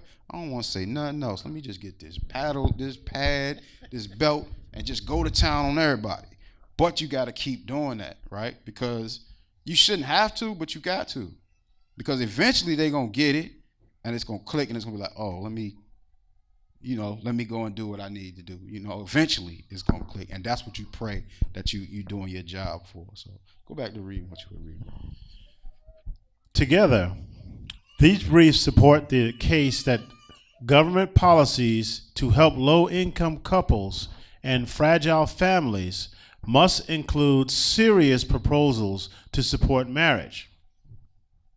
As two policy experts, one Democrat and one Republican, concluded recently in a piece written for the Brookings Institute, both scholars and politicians now agree that married two-parent families are good for children, and that poverty will be greatly reduced if marriage could be increased. Mm-hmm. Now, this is from Ron Hasker and Paul Offner, Achieving Compromise on Welfare Reform Reauthorization. And that's available download at their website. I think it's listed up there. It's listed. Okay. Keep reading. Divorce and marriage affect black children more, from May 25th, 2005. Now, before we even go further now, why does divorce and marriage affect black children more than probably any nation on this earth? Why? Like, we black, so that's already a strike. So then think about the job markets out here. That's another strike. Think about, because you're being brought up in situations where credit is impossible. That's another strike, right? So imagine living in a society where, okay, say you have a mother and father and they both hustling, doing what they got to do to make it and barely making it. But not only are they barely making it, their relationship barely making it. So next thing you know, the father gone or the mother gone. What now is happening? Somebody's position in life get ready to diminish. You understand what I'm saying? That money that y'all was bringing in together is not that anymore. So that means you can't live possibly in the place you were living in. You can't provide the way you was providing for your kids anymore. So all them things together, on top of the fact that we are the children of the curse, right? Those things are mounting up to us like crazy. But here the scripture gonna give us societal reasons why, divorce and marriage affect black children more. But we know it's because of our disobedience to the Most High. So put all them things together and you'll see what the scriptures say. We'll be cursed in the field, cursed in the store, cursed everywhere, right? That's the reason why. But go ahead, read, bro. Divorce and marriage play much bigger economic roles for Israelite children than Caucasian children in the United States, according to a new study by two UC Davis economists. Marianne Page and Ann Huff Stevens find that in the first 2 years following a divorce, family income among white children falls about 30%, while it falls by 53% among black children. This difference increases dramatically in the long run. Page and Stevens write, 3 or more years after the divorce, about a third of the loss in the white's household income is recouped, but in the income of black family, it barely improves. In fact, 3 or more years after the divorce, the black family's income remains 47% lower than if the parents had remained together. Marriage appears to have even greater benefits for black children whose single mothers marry than for their white counterparts, according to the study. Page and Stevens estimates that while the family income of white children rises by 45% when their single parent marries, the family income of black children rises by 81% when married. One reason for the difference in improvement is that married black mothers are more likely to work than married white mothers. Right. On the other hand, when divorce occurs, the probability of black mothers working does not change, while recently divorced white women have an 18% greater probability of working. And we see that all the time, right? Which is the reason why we always see our ladies going back to school. Because a lot of times our sisters get into marriages and you get a brother that might be doing right, doing well. Stay home, baby. Just raise the kids. You know, I'll take care of everything. If things don't go right, he go. Now she's stuck. So hence school, CPA, nurses, that's the that turned into one of the biggest things on this planet, right? Nursing. Everybody was trying to do nursing because that was the field. CNs, what was that, certified nursing? CNAs. You know what I mean? That's what people was getting into because it seemed like what to do. Right. It was good pay. Yeah, and it was a shortage. And at the time when that was happening, and still now, the medical field was like one of the booming industries. Still is. It still is. So people were just getting into it left and right, and you was seeing our ladies loaded up to the point to where I remember when I was in school at Hampton University, they had doctors coming to the school to influence the brothers to become nurses and LPNs and stuff like that, because it was a overflow of ladies, right? And it was a lot going on, and they just wanted to mix it up. But that's what our sisters were doing. They at one point they had to figure it out. Some got left with situations where they had to figure things out, and that's what happens. But as it states here, that increases because when our sisters remarry, a lot of times they didn't got so independent on their own. They done finally met somebody together. They put that income together, and it grows 80-some%. Whereas, as it states, with our Caucasian counterparts or our white counterparts, they might still not work. Why is that though? That's something too though, because you look at our situations. How many of us can sit and rest on a what you call them things? What you call them? Trust funds. How many of us can do that? How many of our parents created those when we were young? Not many. And I got friends whose parents gave them trust funds where the first few years they tell them, if you don't go to college, you could take this and create your own way of whatever. Or go to college and save this and, use it for a rainy day. Right? Stuff like that. Who got that kind of cushion? I know that wasn't created for me. How many people in here got that cushion when they was growing up? None of us, right? So that's why sometimes in certain situations, those are just variables of it. People are receiving little funds that they get where they can, sit back and just raise their family. Or they just got a well-to-do family. And the family say, I help take care of you until you get on your feet or you remarry or whatever, right? And this is what happens. So that's why here it says the probability for the income to raise 45% is because that the white sister may not go to work. She may stay home, and that husband that's coming in may be the one that's going to be the breadwinner, right? And that's how, really the way we all should want our houses kind of to be, right? Like, ladies stay home with the kids. The husband go out, be the breadwinner, come home, take care of family. Of course, work. Staying home with the kids is work. Staying home and being the home nurturer, that's work. Sure. It's not simple. You know, growing up biblically, that's the way things were, right? Being honorable to your husband, being well known in the community, and being a delight to your husband.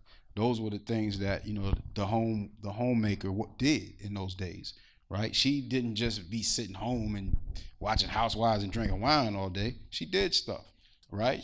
She created she had gardens she planted. She, you know, it's a story in the scripture. I can't find the exact scripture right now, but the sister would, you know, go to the market, sell what she planted. She would go to the market. The garments that she would make, she would sell.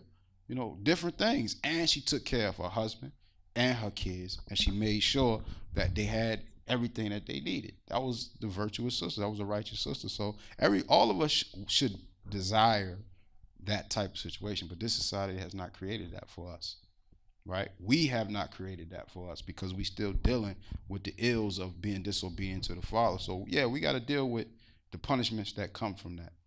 Keep reading, bro. The study, published in February 2005 issue of Demography, followed a nationally representative longitudinal survey of Americans conducted by the University of Michigan's Institute for Social Research. Mm-hmm. So let's go to the book of 1 Corinthians 11, 2 and 3, verses 2 and 3. So let's get the order of how things should be ran spiritually and physically in this realm. So in 1 Corinthians chapter 11, we'll start on verse 2. We're in the book of 1 Corinthians chapter 11, verses 2 to 3. Verse 2. Now I praise you, brethren, that ye remember me in all things, and keep the ordinances as I delivered them to you. Mm-hmm. But I would have you know that the head of every man is Christ. Right? So find you a husband or look for you a man that's following Christ. That's the main first steps when you start trying to find a relationship. If he not following Christ and you are, y'all unequally yoked off top. Right? So don't try to change him. Don't try to fix him. Try to make him this or make him that. You're going to have a problem with that person until that person decides in his life that Christ is who I need to be following. So that's the first steps in trying to create any level of relationship, any level of courting. That's the first step, right? Find out spiritually what they're about. That's important. People don't ask these kind of questions no more. What do you believe in? Right?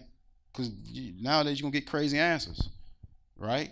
So people just don't ask and find out later on down the line that they're either atheists or Satan worshipers. This is how it be.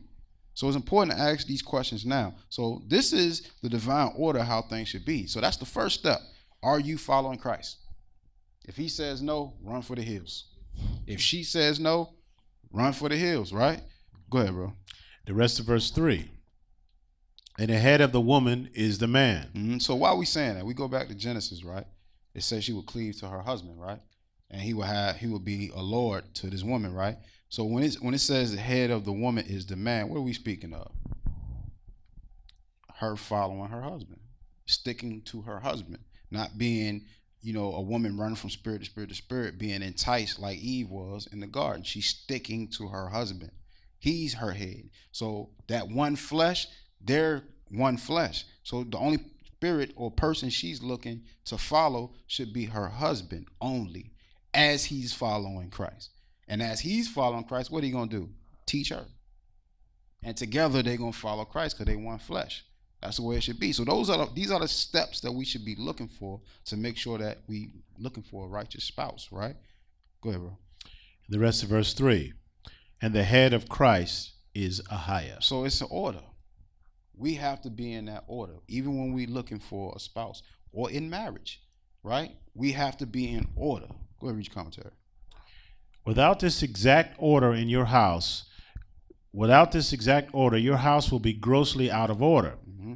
In society, there is a strong effort to put the wife as the head of the house, ending in alarming divorce rates for our people, as well as a lot of emotional imbalance in our next generation of children.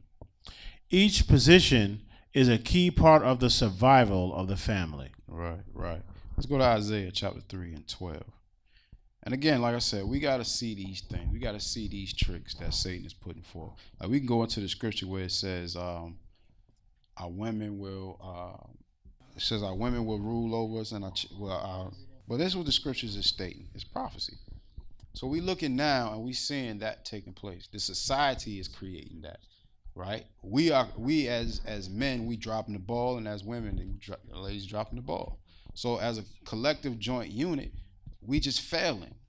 We're not doing the things that we supposed to be doing based on scripture.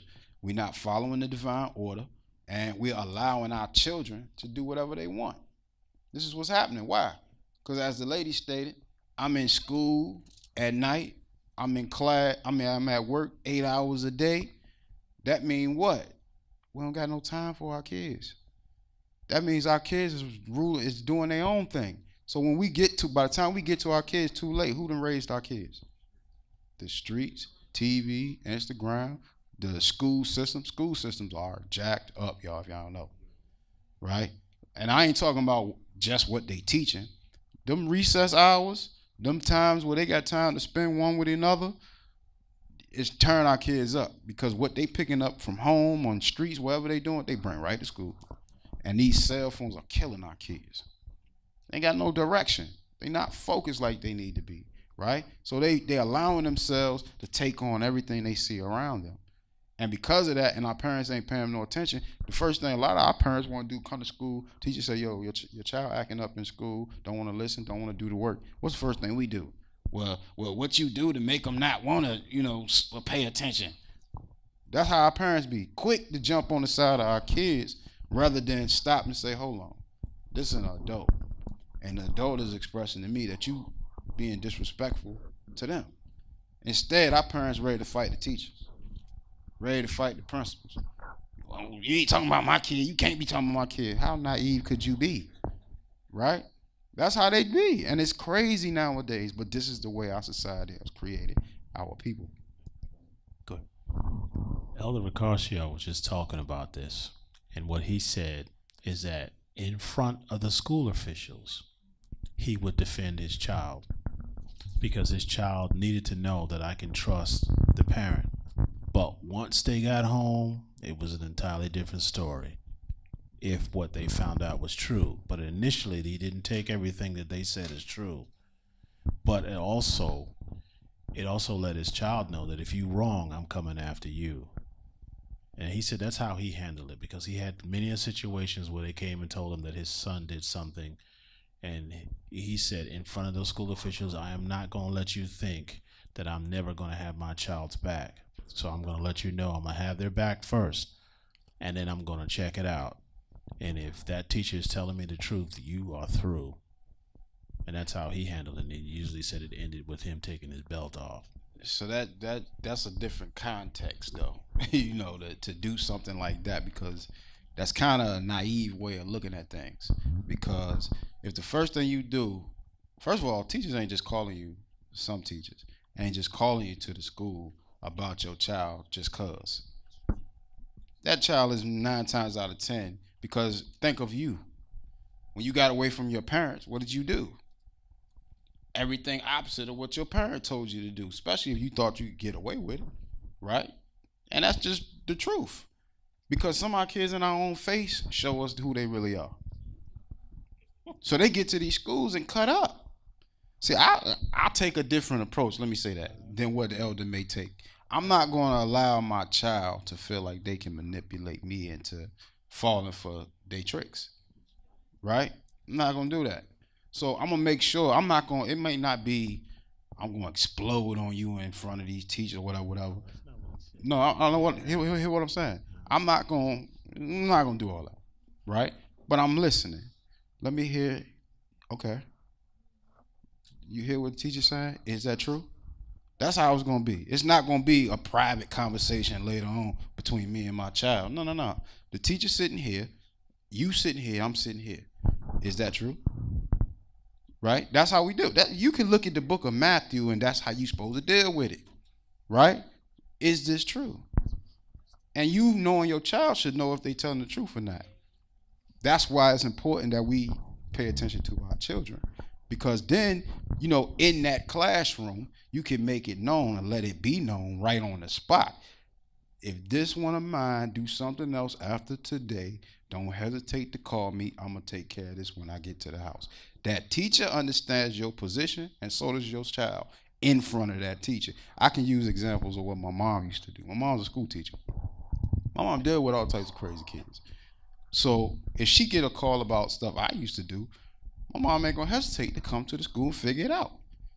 I got whoopings in front of my classmates before, right? Because my mom won't gonna just let you you're not gonna embarrass me in this school. I'm working amongst these people. These are my colleagues. And you over here she gonna let it be known. If he do something else, call me. Right? That's the way it was. Because a lot of times our kids manipulate us easily. And if we don't nip it in the bud early, wait till, some could do this, but wait till you get home and don't address it on the spot, but make it seem like I got your back, like kind of like what he's saying. That confuses a child. That will make a child want to continue doing what they're doing. Teacher conferences. You go to the school and you sit and you figure the teacher out.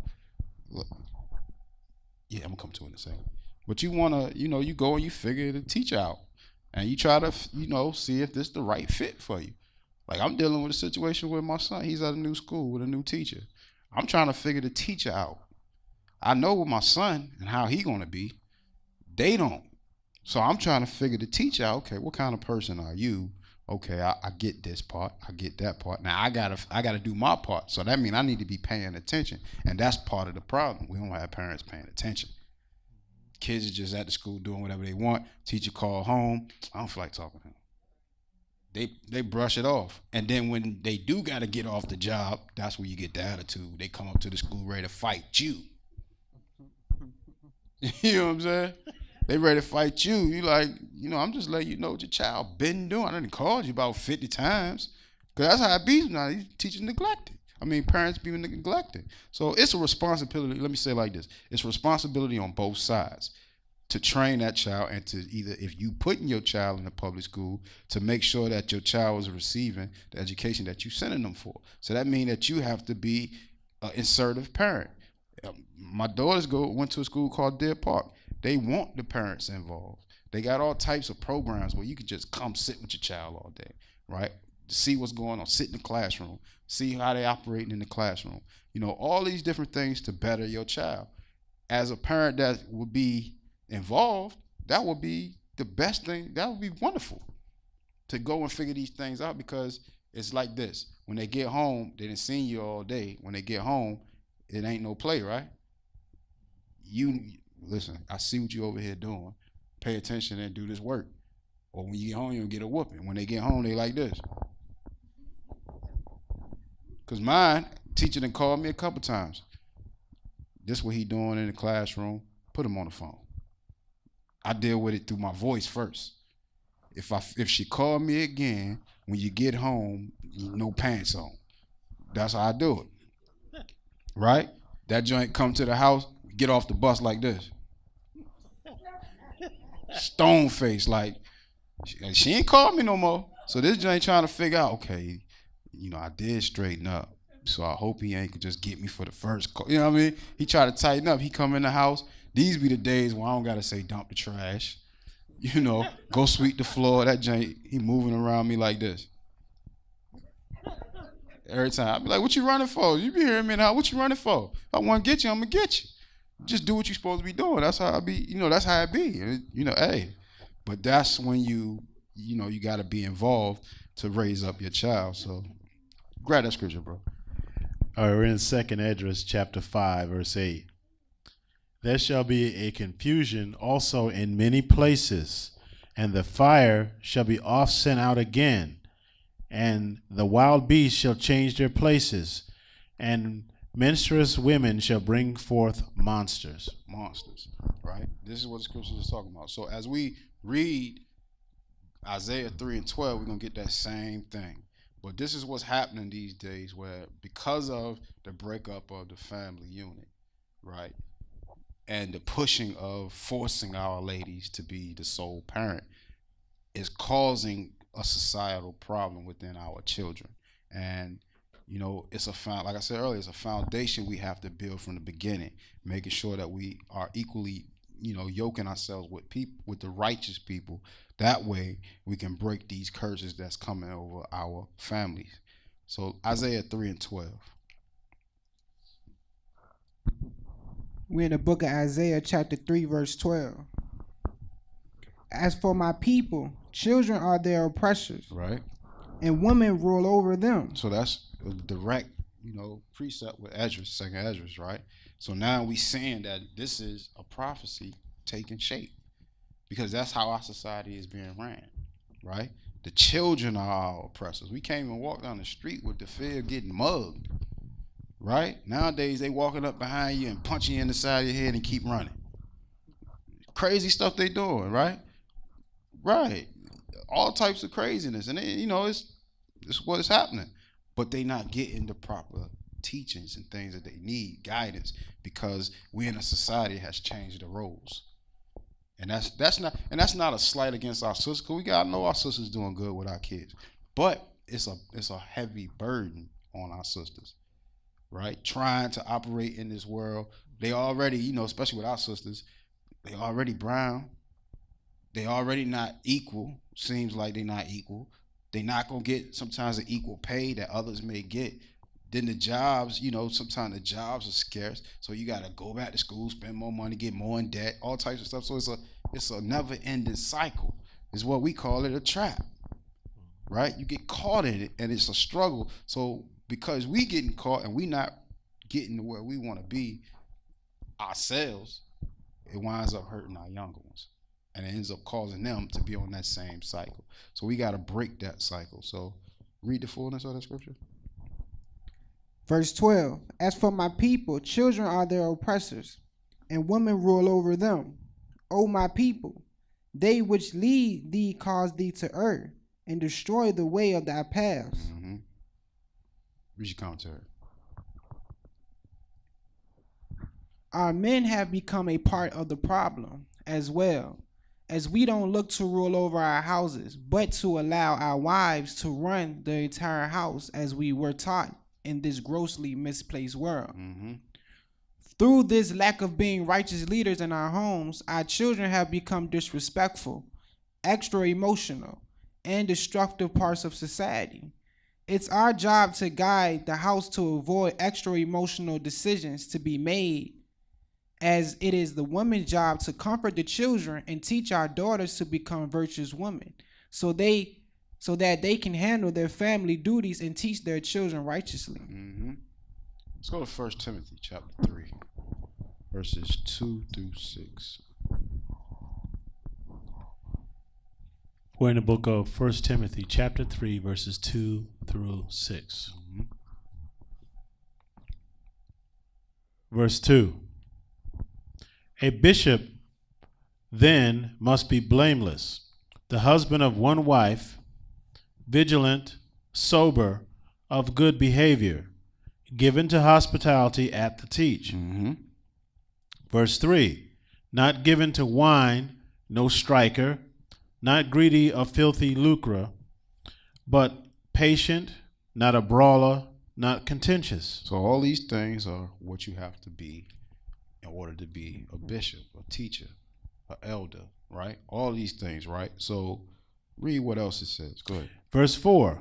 One that ruleth well his own house, having his children in subjection with all gravity. Now that's having your children not like under some level of finger control where, you know how you control robots, cars, all that type of stuff, but having taught your children the right things to do, to where when you speak to them And that's why a lot of times our voices is powerful when it comes to our kids, men, because it saves you a lot of punching energy.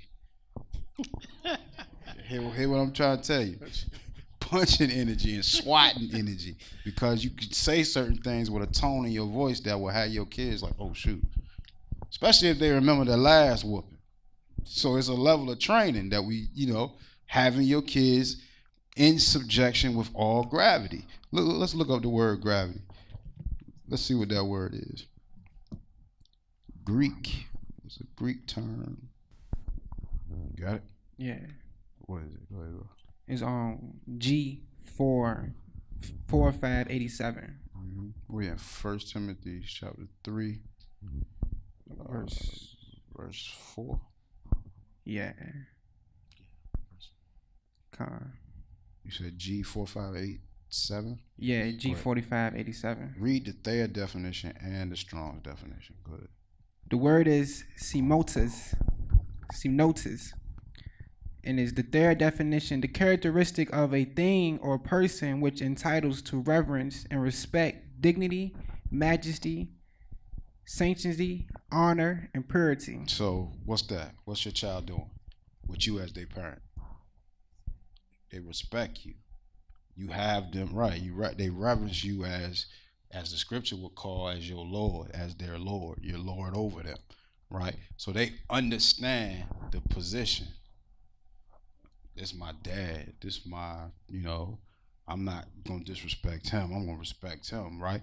They being taught and trained from birth to this point, right? So in order to be a bishop, your children got to be in line, is what the scripture's saying. And they got to be in the point of line where they respect you. That's why I said that voice is important to save you some energy, because they respect the power that come off of your voice. Sit your butt down before you get a whoop. Them bad boys will find anybody chair. They might sit in anybody's lap. You see what I'm saying? If you got them in that right place. You see what I'm saying? So men, it's important for us to be men when it comes to our kids. Lock them bad boys down. Don't push it on the moms. Get him or get her, right? That's what my wife do, though. I got to tell you the truth on that. She make me the bad guy of the whole situation. Right? This her, and I be telling her all the time, "Oh, this her walking around. They don't do something." She say, "I'm about to get your daddy to whoop your tail." I be like, "Well, if you seeing them doing something, whoop their tail. What you gotta get me for? I'm over here tired. I ain't got the energy right now." Like you look, you know what I'm saying? She's sick of me. It's like we be out on the street and the guy pull up with the gun. Here she go talking trash. He ain't gonna do nothing. He ain't gonna do nothing, babe. Get him. Like, yo, hold up. That's how she be doing. Be getting me in fights at my own house with my kids. It's crazy. But brothers, we need to be the ones that has that authority figure in our homes, right? It relieves our ladies, right? It gives them the that power to do that, because this is her walking around the house. That's gonna get your daddy to whip your tail. It gives them that power, which helps them, because when they hear that, sometimes they be like, and then. I know my youngest one. I'm gonna get your dad. If you don't stop, I'm gonna get your daddy. No. That's how it be. That helps her. That gives her power that she needs, right? So, having his children in subjection with all gravity. Read your Strong's definition. From G4586, vulnerableness. This is probity, gravity, honesty. Mm-hmm. So. Basically having them in that place of respecting you, teaching and training them early, and having them in a place of respecting you. So finish reading your scripture on. Verse 5. For if a man know not how to rule his own house, how should he take care of the church of God? Now that's important, right? Because if I'm running around in my house all the pieces, how the church gonna be? All the pieces. People gonna be doing whatever they want. Right? That's why we try to get things in line, because we know what the order's supposed to look like, right? So as teachers and leaders, this is one thing that we have to start. Don't come here and try to bully everybody here when your household is out of order. That's not going to work. And when it does try to happen, what winds up happening? People don't want to deal with you. They want to leave. They ain't trying to operate with you. This dude, every time you turn around, he fussing about this or saying this. But then you look at his kids and his wife, they do whatever they want. That's not the way it should be. So your house got to be in order, because when people see your house in order, they respect you more. Period. They respect you. Business people, if you a business person, when you got your business in order, other business people do what? Respect you and want to deal with you because they see you have things in order. It's life in general. A lot of this stuff, we look at it as basic scripture stuff, but you could apply all this stuff to your whole life, right? People, when you have things in order and you're operating right, people want to operate with you. It's just the way it is. So that's part of the reason for this. Keep reading, bro. Verse 6. Not a novice, lest being lifted up with pride, he fall into the condemnation of the devil. Mm-hmm. So not a novice, not somebody who, think they know the word, but really just don't. Not somebody who think they know what they're doing, but really don't. Because a person who, is operating within this word, not knowing what they're talking about, it's easy for Satan to come and pull them by the wayside. That's why we got to like the type of preachers that we have now. Right, where Satan come and just pull them to the side. One of the things we were speaking of was filthy lucre. Verse 3, not given to wine. We got a lot of drunk preachers. No striker, ready to fight at the drop of a dime. I think Brother Palau went through that situation, right? Not greedy, a filthy lucre, right? Not greedy, not to pull out, you know what I mean? But Brother Palau had a trying week. Start of a week, if you will, but whatever. That's another story for another day, I guess. But we dealing with pastors and bishops that's operating in this spirit, right? Filthy lucre, but being patient, not a brawler, not covetous, not always wanting everything you see others with, right? You gotta have or be in control and not operating in these things.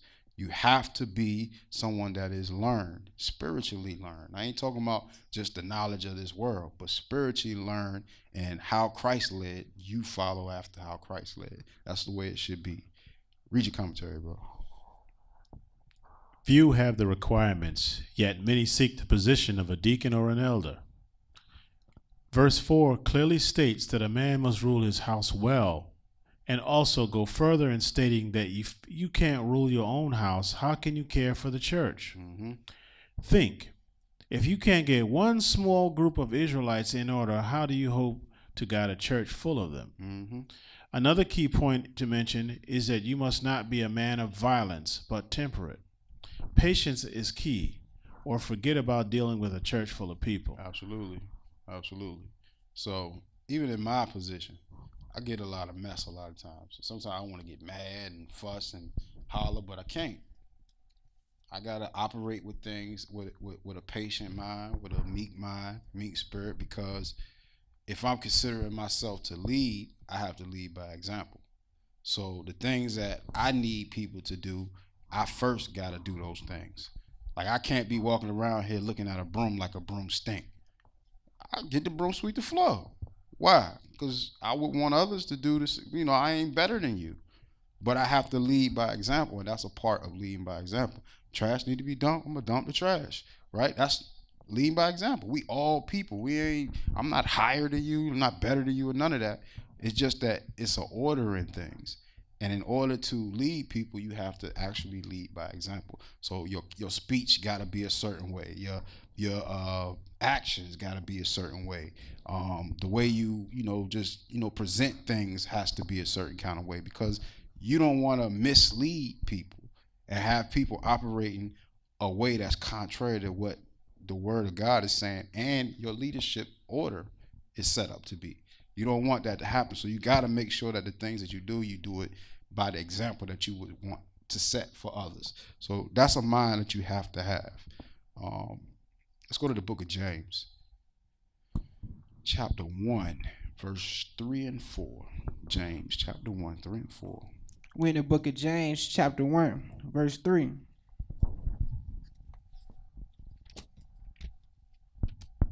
Knowing this, that the trying of your faith worketh patience.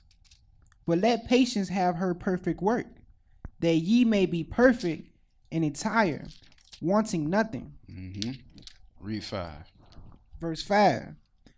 If any of you lack wisdom, let him ask of a higher, that giveth to all men liberally, and upbraideth not, and it shall be given him. Go ahead, keep reading. But let him ask in faith, nothing wavering. For he that waver is like a wave of the sea, driven with the wind and tossed. For let not that man think that he shall receive anything of the Lord. A double-minded man is unstable in all his ways. Amen. So that's the part that I of reading all of that I want to get to, because you have to be grounded. You can't be double-minded. Being double-minded means, especially when we're looking at order, marriage, the order of the marriage, the order of courting the relationship, you can't have the mind to serve the Most High and Satan. Those two things are not going to work. Because even if you say, with what we're dealing with marriage, even if you say, I'm going into this marriage with the right mind, but your mind is still really to still do whatever you want, what's going to happen? You're going to operate based on that wickedness that's within you. And it's going to be always a battle. So you got to make sure that if you lack faith or patience, as it says, but let patience have her perfect work, that ye may be perfect and entire, wanting nothing. If any of you lack wisdom, let him ask of the Most High, that giveth to all men liberally, and upbraideth not, and it shall be given him. So ask. If it's things that you weak in, ask. Most High will deliver to it. That we say you have not because you ask not. So the things that you need, if you know you're weak in a place, it's something in your life, just ask for strength. Pray about it and give it to the Lord, and he'll give it to you. But a double-minded man is unstable in all his ways. So as men, we got to make sure that we are operating with the mindset of leading our people the right way. Even if you're not standing here as a deacon or elder or whatever it may be, men, our job is to lead. Period. We should be being brought up as leaders, because eventually you're going to have your own house, your own wife, your own everything. So our job is to lead. So that means the only way we're going to be able to lead our household right is to do what? Follow Christ, as Christ is following the Most High God, and do it in that order. And then your house will be in order, because then your wife will follow you, your children will follow you, and you'll be doing everything in a righteous manner. All right. Read your commentary, bro. A man should provide for his family, both spiritually and physically. A man just sitting on the couch all day doing nothing, while a woman is working and providing for the house, would eventually cause strife. So read Sirach 25 and 22. We're in the book of Sirach, chapter 25, verse 22. And I'm going to let the scripture tell y'all, because I know the sisters ready to frown their face up to say this exact thing. But go ahead, bro. Read it. A woman, if she maintain her husband, is full of anger, impudence, and much reproach. Now, what, brothers, if you've ever dealt with a woman where she was doing everything for you, what was you to her? Any brother? Super burden. So, what's that song that came out? I'm telling you, don't play that. I'm tired of that song. It's a song came out, so-called Beyonce. Well, Beyonce did it. To the left, to the left. Oh, yeah. Right? How disrespectful of a song. If you listen to the lyrics of this song, how disrespectful. But if this is what's taking place, where you are not being a man of your house and your woman is supporting you, not to say I could understand this. There are situations where the man falls, and to get back on his feet, his woman has to maintain him until he gets on his feet. I mean, like, you lost your job, but you was working and working hard, but the job circumstances, it's something different. But if you got a brother who's sitting in the house playing video games all day, not trying to go to work, you ask him, bro, you going out here to look for a job today? Oh, I got to beat stage 2 on this Warcraft game. You looking at him like, what? But I'm out here, it's 100 degrees outside. I'm going out here working every day to maintain you and your games. What that sister gonna start saying to you? To the left, to the left. She gonna become very disrespectful. Like it says, a woman, if she maintain her husband, is full of anger. So what you gonna get when you come home to a sister that's out there working all day, maintaining you? Mouth. Whole lot of mouth, right? You ain't gonna be able to say nothing because you nothing to her.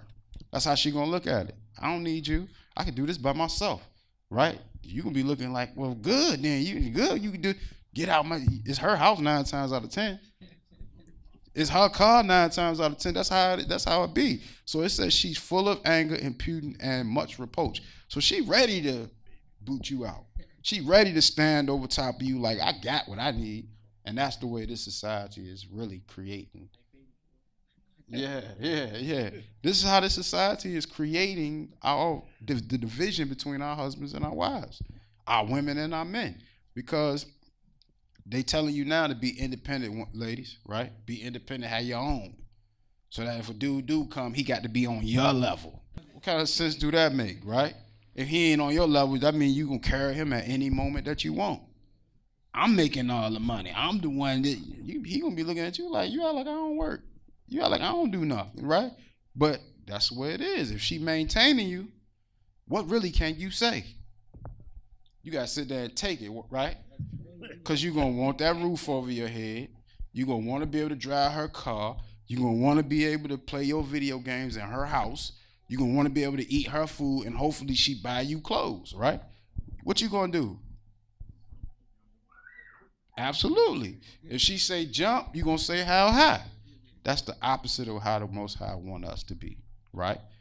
We gotta fix that, right? 1 Timothy 5, verse 8.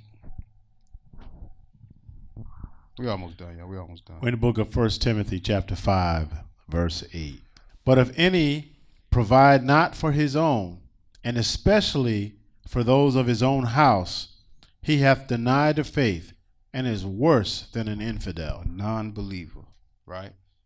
So the scriptures don't tell us men that it's okay to be sitting around doing nothing. So any man operating in that mindset and think that it's okay, the scripture speaks against you. So don't think that it's you gonna get away. You're gonna be judged upon that, right? The scriptures say you have denied the faith and is worse than an infidel. That's a non-believer. So you might as well go over here and serve Satan all day, because you forcing your woman and your family to lack because you don't want to get up off your lazy butt and do what you got to do to take care of your family.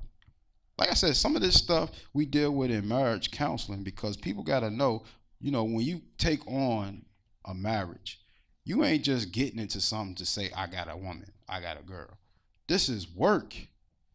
A marriage is work. It's not just, I can come home and I got a woman there, or I can come home and I got a man there. No. The relationship has to be nurtured. Just like a mother nurtures her child, you got to nurture a relationship on both sides. It's not simple. And at the end of the day, we all got to live. So that man got to take care of what he need to. She need to take care of what she need to. It's a compromise, right? That's why it's important to follow that order. We follow Christ as she's following us. We teaching her the things the word of God is teaching us through following Christ, and Christ is following the Father. That puts everything in perspective, which creates a well-balanced house, because then you can weigh everything through the scriptures, right? And not have an issue. Read your commentary. A man should naturally have the desire to go out and seek means to provide for his family. A lot of our men have grown up in houses without men as mama's boys, and become used to not having to do anything and create a problem in the house, just sitting in the house all day long doing absolutely nothing. It's time for us to step up and make sure we look out for our households properly. So what is the woman's role in this thing according to the scripture? Now, before we go to that, brothers, how many brothers hit that age where if you weren't productive and being positive, you had an issue within yourself? I know I did. The scripture just told us that's natural, or the commentary and everything here is telling us that that's natural. That's something that the Most High instilled in us, right? But today's society has changed that totally. So it comes a time where we get depressed. I know I was. We get depressed if we 25, 22, 19, 20, younger ages, and we still staying at home with our moms. This is how I was. right? I had to go. I wasn't trying to stay at the crib with my mom. I had to get my own place because it's things that I wanted to do. It's things that I couldn't do at my place if I'm at my mama's house. All this stuff is running through my mind. So I'm like, okay, let's make some moves, right? Whatever I got to do, you know what I'm saying? And that's the way it was. But like I said, nowadays, like commentary said, nowadays our brothers have weakened. They don't care to work. They are, it's fast money out here. You know how that go. So fast money has created a society of lazy people. Even in the fast money game, you can't be lazy. But they lazy. Why you think nowadays so many people getting arrested and that's so-called in that game? Because they lazy. They don't want to put the work in that they need to put in. That shows just the way society is in itself. Yeah, it's illegal what you're doing, but if you put some effort into certain things, you'll be able to do a little bit better. I'm not condoning it, but that just goes to show you how lazy our men have become in this society, that they won't even put forth the effort in illegal stuff. Just think about how crazy that is. You don't want to get caught. So shouldn't you be putting your best foot forward? But that's how lazy our people are. And I'm using that, it's a little silly, but it's just go to show you how lazy our men have become, right? And as it says here, what is the role in this thing according to Scripture? What's the woman's role? Because our role is to get up, get out, and work, provide for our household. That's our role, and to help teach and train our household, right? That's our job. Now, what's the woman's job? Ephesians 5, 22 and 24. We're in the book of Ephesians, chapter 5, verse 22 to 24. Wives, submit yourselves unto your husbands, as unto the Lord. Mm-hmm. For the husband is the head of the wife, even as Christ is the head of the church, and he is the Savior of the body. Mm-hmm. Therefore, as the church is subject unto Christ, so let the wives be to their own husband in everything. In everything. So that's part one of your role, to subject yourself to your husband. Submit. It's just humility. And that concept goes both ways. She submit to you, you submit to her. Together, y'all operate, right? That's the way it works. It ain't one-sided. Do what I say, woman, or else. It's not that. And that's not what the scriptures is expressing ever, right? So we got to make sure that we understand that. Submission is that compromise that you make when you love somebody or you truly respect somebody, right? We truly respect and love the Most High. So what we going to do? Submit. Should be. It's the same concept. Christ is the head of the church, so let the husband be the head of the wife. That's the way it is. That's the order things should be, right? Read your commentary. One of the hardest things for our sisters to do is let go of the rings and let our brothers guide the house. This is a hard thing to accept after years of intentional programming on our women. For decades now, through feminism, if our sisters strive to be like the righteous sisters of the scriptures, this is a thing they must do. A virtuous woman is the complete opposite of what is taught in society to our women. We're in the book of Proverbs, chapter 31, verses 10 through 31. Verse 10. Who can find a virtuous woman? For her price is far above rubies. The heart of her husband doeth safely trust in her, so that he shall have no need of spoil. She will do him good and not evil all the days of her life. She seeketh wool and flax, and worketh willingly with her hands. She is like the merchant's ships. She bringeth her food from afar. She riseth also while it is yet night, and giveth meat to her household, and a portion to her maidens. She considereth a field, and buyeth. With the fruit of her hand she planteth a vineyard. She girdeth her loins with strength, and strengtheneth her arms. She perceiveth that her merchandise is good. Her candle goeth not out by night. She layeth her hands to the spindle, and her hands hold the distaff. She stretcheth out her hand to the poor, Yea, she reacheth forth her hands to the needy. She is not afraid of the snow for her household, for all her household are clothed with scarlet. She maketh herself coverings of tapestry. Her clothing is silk and purple. Royal. Go ahead. Her husband is known in the gates, when he sitteth among the elders of the land. She maketh fine linen, and selleth it, and delivereth girdles unto the merchants. Strength and honor are her clothing, and she shall rejoice in time to come. She openeth her mouth with wisdom, and in her tongue is the law of kindness. She looketh well to the ways of her household, and eateth not the bread of idleness. Her children rise up and call her blessed. Her husband also, and he praiseth her. Many daughters have done virtuously, but thou excellest them all. Favor is deceitful, and beauty is vain, but a woman that feareth the Most High, she shall be praised. Verse 31, give her of the fruit of her hands, and let her own works praise her in the gates. So this is a way for us brothers to weigh and decide on the type of sisters that we want. Do she carry these characteristics of a virtuous woman? If she don't, you might want to think about it. Just like brothers and sisters, if you find a man who don't know nothing about Christ, ain't following Christ, you might want to go the other direction, right? So we both have an avenue of weighing our sisters and our brothers by the scriptures. It's important that we understand that. Read commentary, bro. As you can see, the wife that is pleasing to the Most High looks well to the strengthening of her household. She is discreet, respectful, and always finds positive things to do to strengthen her home, as well as help other brothers and sisters in the society.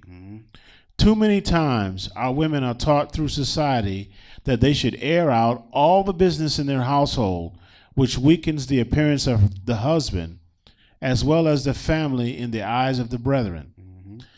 Some men growing up today also pick up this gossiping spirit. We must learn to keep our private matters private and to uphold the head of the house, even if he may make a wrong decision or two. It is noteworthy to mention that these particular verses were actually provided by a woman, not a man. Amen. Let's go to 1 Peter 3, 1 through 7. We spoke pretty much on that earlier. Keeping your business in-house is important. I mean, letting things out and letting people know what's going on within your house can a lot of times come back and bite you. So it's important to make sure that you're dealing with your situation and not allow others to deal with your situation. Because anytime it gets to the point where others has to come in and deal with your situation, it's in trouble. It's a problem. So make sure that you are being attentive to your spouses. Husband to wife, wife to husband. So that whatever issues y'all dealing with, you all can fix it. Because at the end of the day, it don't matter what nobody else got to say about your relationship. Your relationship is your relationship. Your marriage is your marriage. So at the end of the day, if y'all not seeing eye to eye, that's the problem. So y'all need to fix that. We as husband and wives, we need to fix it. We need to sit, have conversations that fix those issues so that when we step out, we stepping out strong. You understand? So 1 Peter chapter 3, 1 through 7. We in the book of 1 Peter chapter 3, verse 1 through 7. Verse 1. Likewise, ye wives, be in subjection to your own husbands, that if any obey not the word, they also may without the word be won by the conversation of the wives. Verse 2. While they behold your chaste conversations compiled with fear. Coupled with fear. Yes, I like that. But that real quick, I'm sorry. Right. With that at the top, first verse, likewise, ye wives, be in subjection to your own husbands, that if any obey not the word, we speaking on sisters now, when you're talking about the brothers, right? That if any obey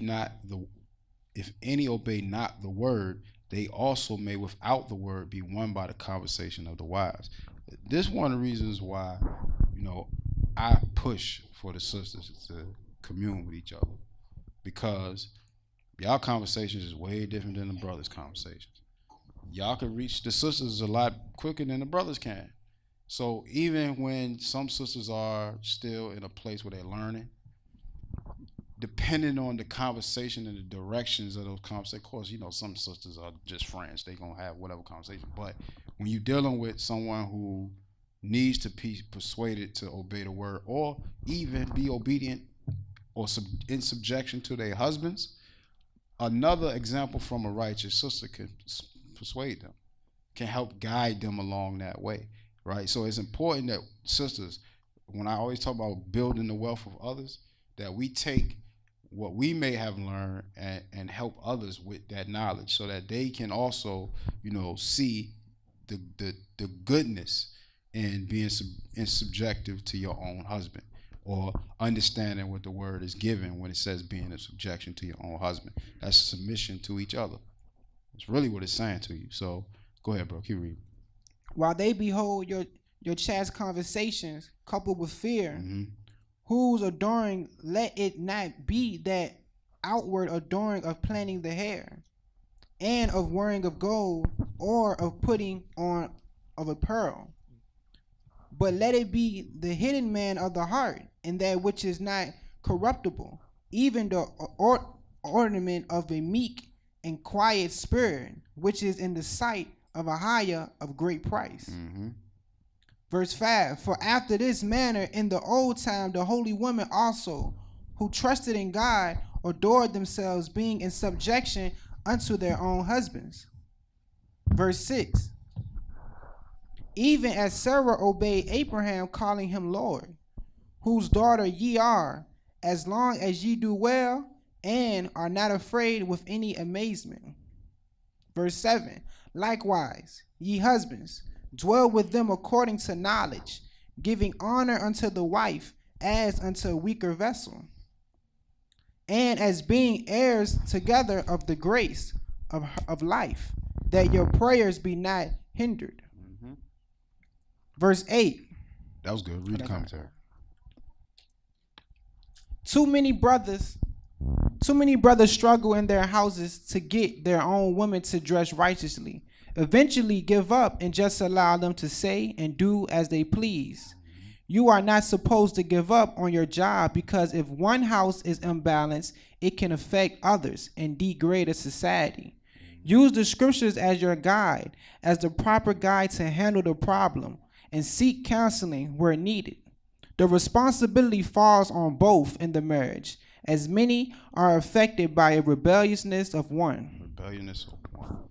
We're in the book of James, chapter 5, verses 7 through 11. Verse 7. Be patient, therefore, brethren, unto the coming of the Most High, of the Lord.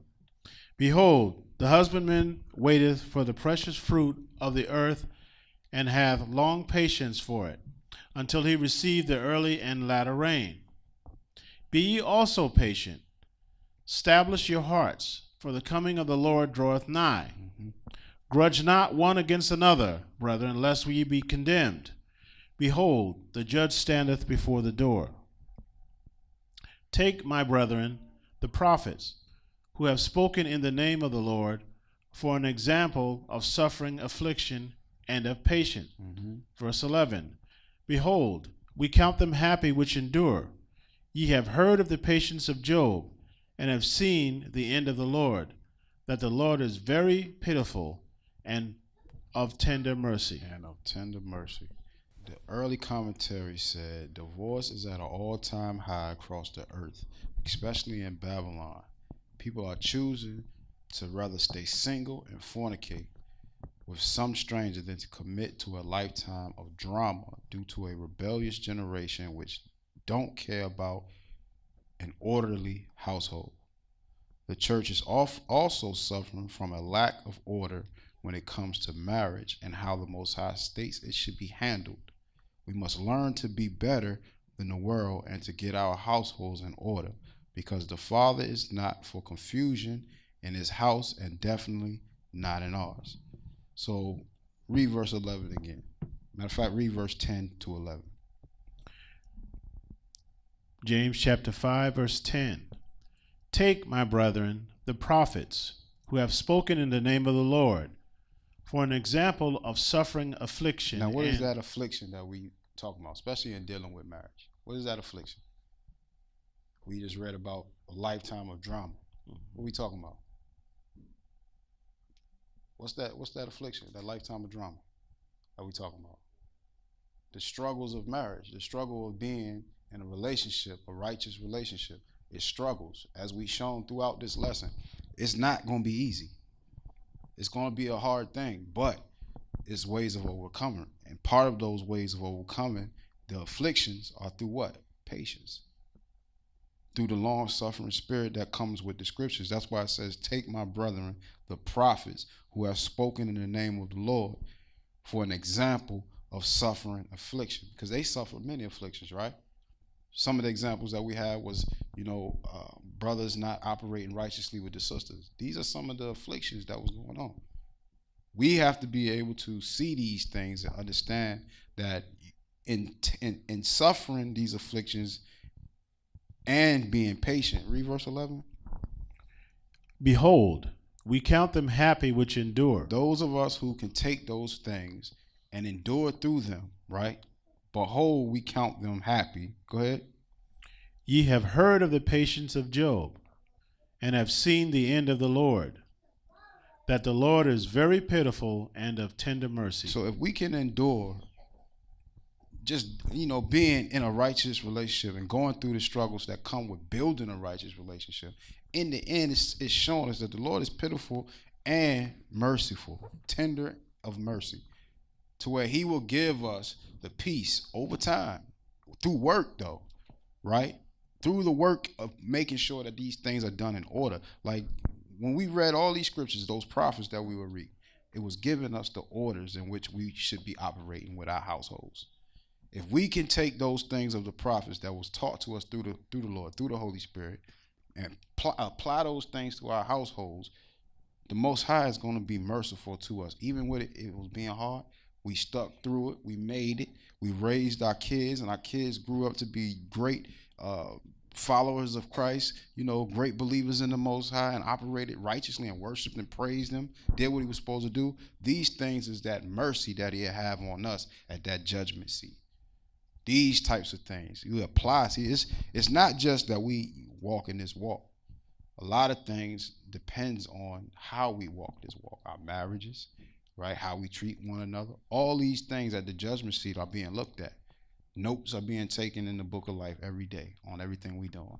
So if we apply these things, that tender mercy of the Most High will fall on each and every one of us. But it's not going to be easy. That's why it says that we have to endure and suffer these afflictions, so that in the end, it'll be counted to us as righteousness. Go back down and read your commentary, bro. Let go of grudges in our homes as well as in the church. If you desire to get into the kingdom, lastly, learn to forgive each other and move forward together, as we are all shedding programming that destroyed us. So work together in one spirit to build each other righteously up. Be patient and wait on the Father in love together. Shalom.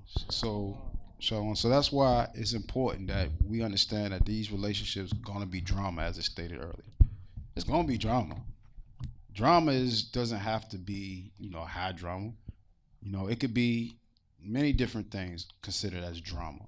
But you endure through these things. You forgive one another. You get to know each other. That's why I stated earlier, courting is so important. You get to know each other. You get to know that one that you consider yourself to be with or as a partner. You get to know them so that when you do hit these rough patches, you all can submit to each other and communicate and build a strong relationship that, as it says, let go of grudges in our homes. That hurts our houses, as well as in the churches. That hurts in the church. It says, if you desire to get into the kingdom, let these things go. Lastly, learn to forgive each other and move forward together, as we are all shedding programming that destroyed us. That's important for husband and wives to know. We were programmed a certain kind of way, y'all were. And together, when you look at it, it was us pitted against y'all. So if we understand that, we'll be able to overcome that and build the relationship that we need to build, knowing that each and every one of us have been programmed. And it's time for us to cleanse our minds of that. So it says, so work together in one spirit to build each other righteously up. And that's the way a husband and wife or a marriage should be. Building each other up. Not, I'm stepping on you to get here. That's not the way it works. That's why I said that submission is not you submit to me and me only. And I ain't got to submit to you. I do whatever I want. That's an evil way of thinking, right? We have to submit one to another and build each other up. That's the way it has to work for us to make it into the kingdom. So let's get a Most High. Operates, Almighty Father, I thank you for grace. Thank you for grace. I wanna thank you. It's so that wipe us off. We cannot a flood or an earthquake. The scripture said the Father flood the earth before, and then said in his heart that he won't do it no more. So him started fresh and made a covenant with man, put a rainbow in the sky. That doesn't mean you can disrespect the Most High. Him say, "Thou shalt not kill," and every day people are dying. You can't tell the difference from a girl or a guy. Evil increase, leave the whole world a crying. Over the world, the Most High gave us dominion, but we seem to give the dominion to Satan. Look at Mother Earth and look at her tribulation. We're worthy of God's judgment. Let us thank Him for His grace. But I look at this world in its dreadful state and see all the sins of man.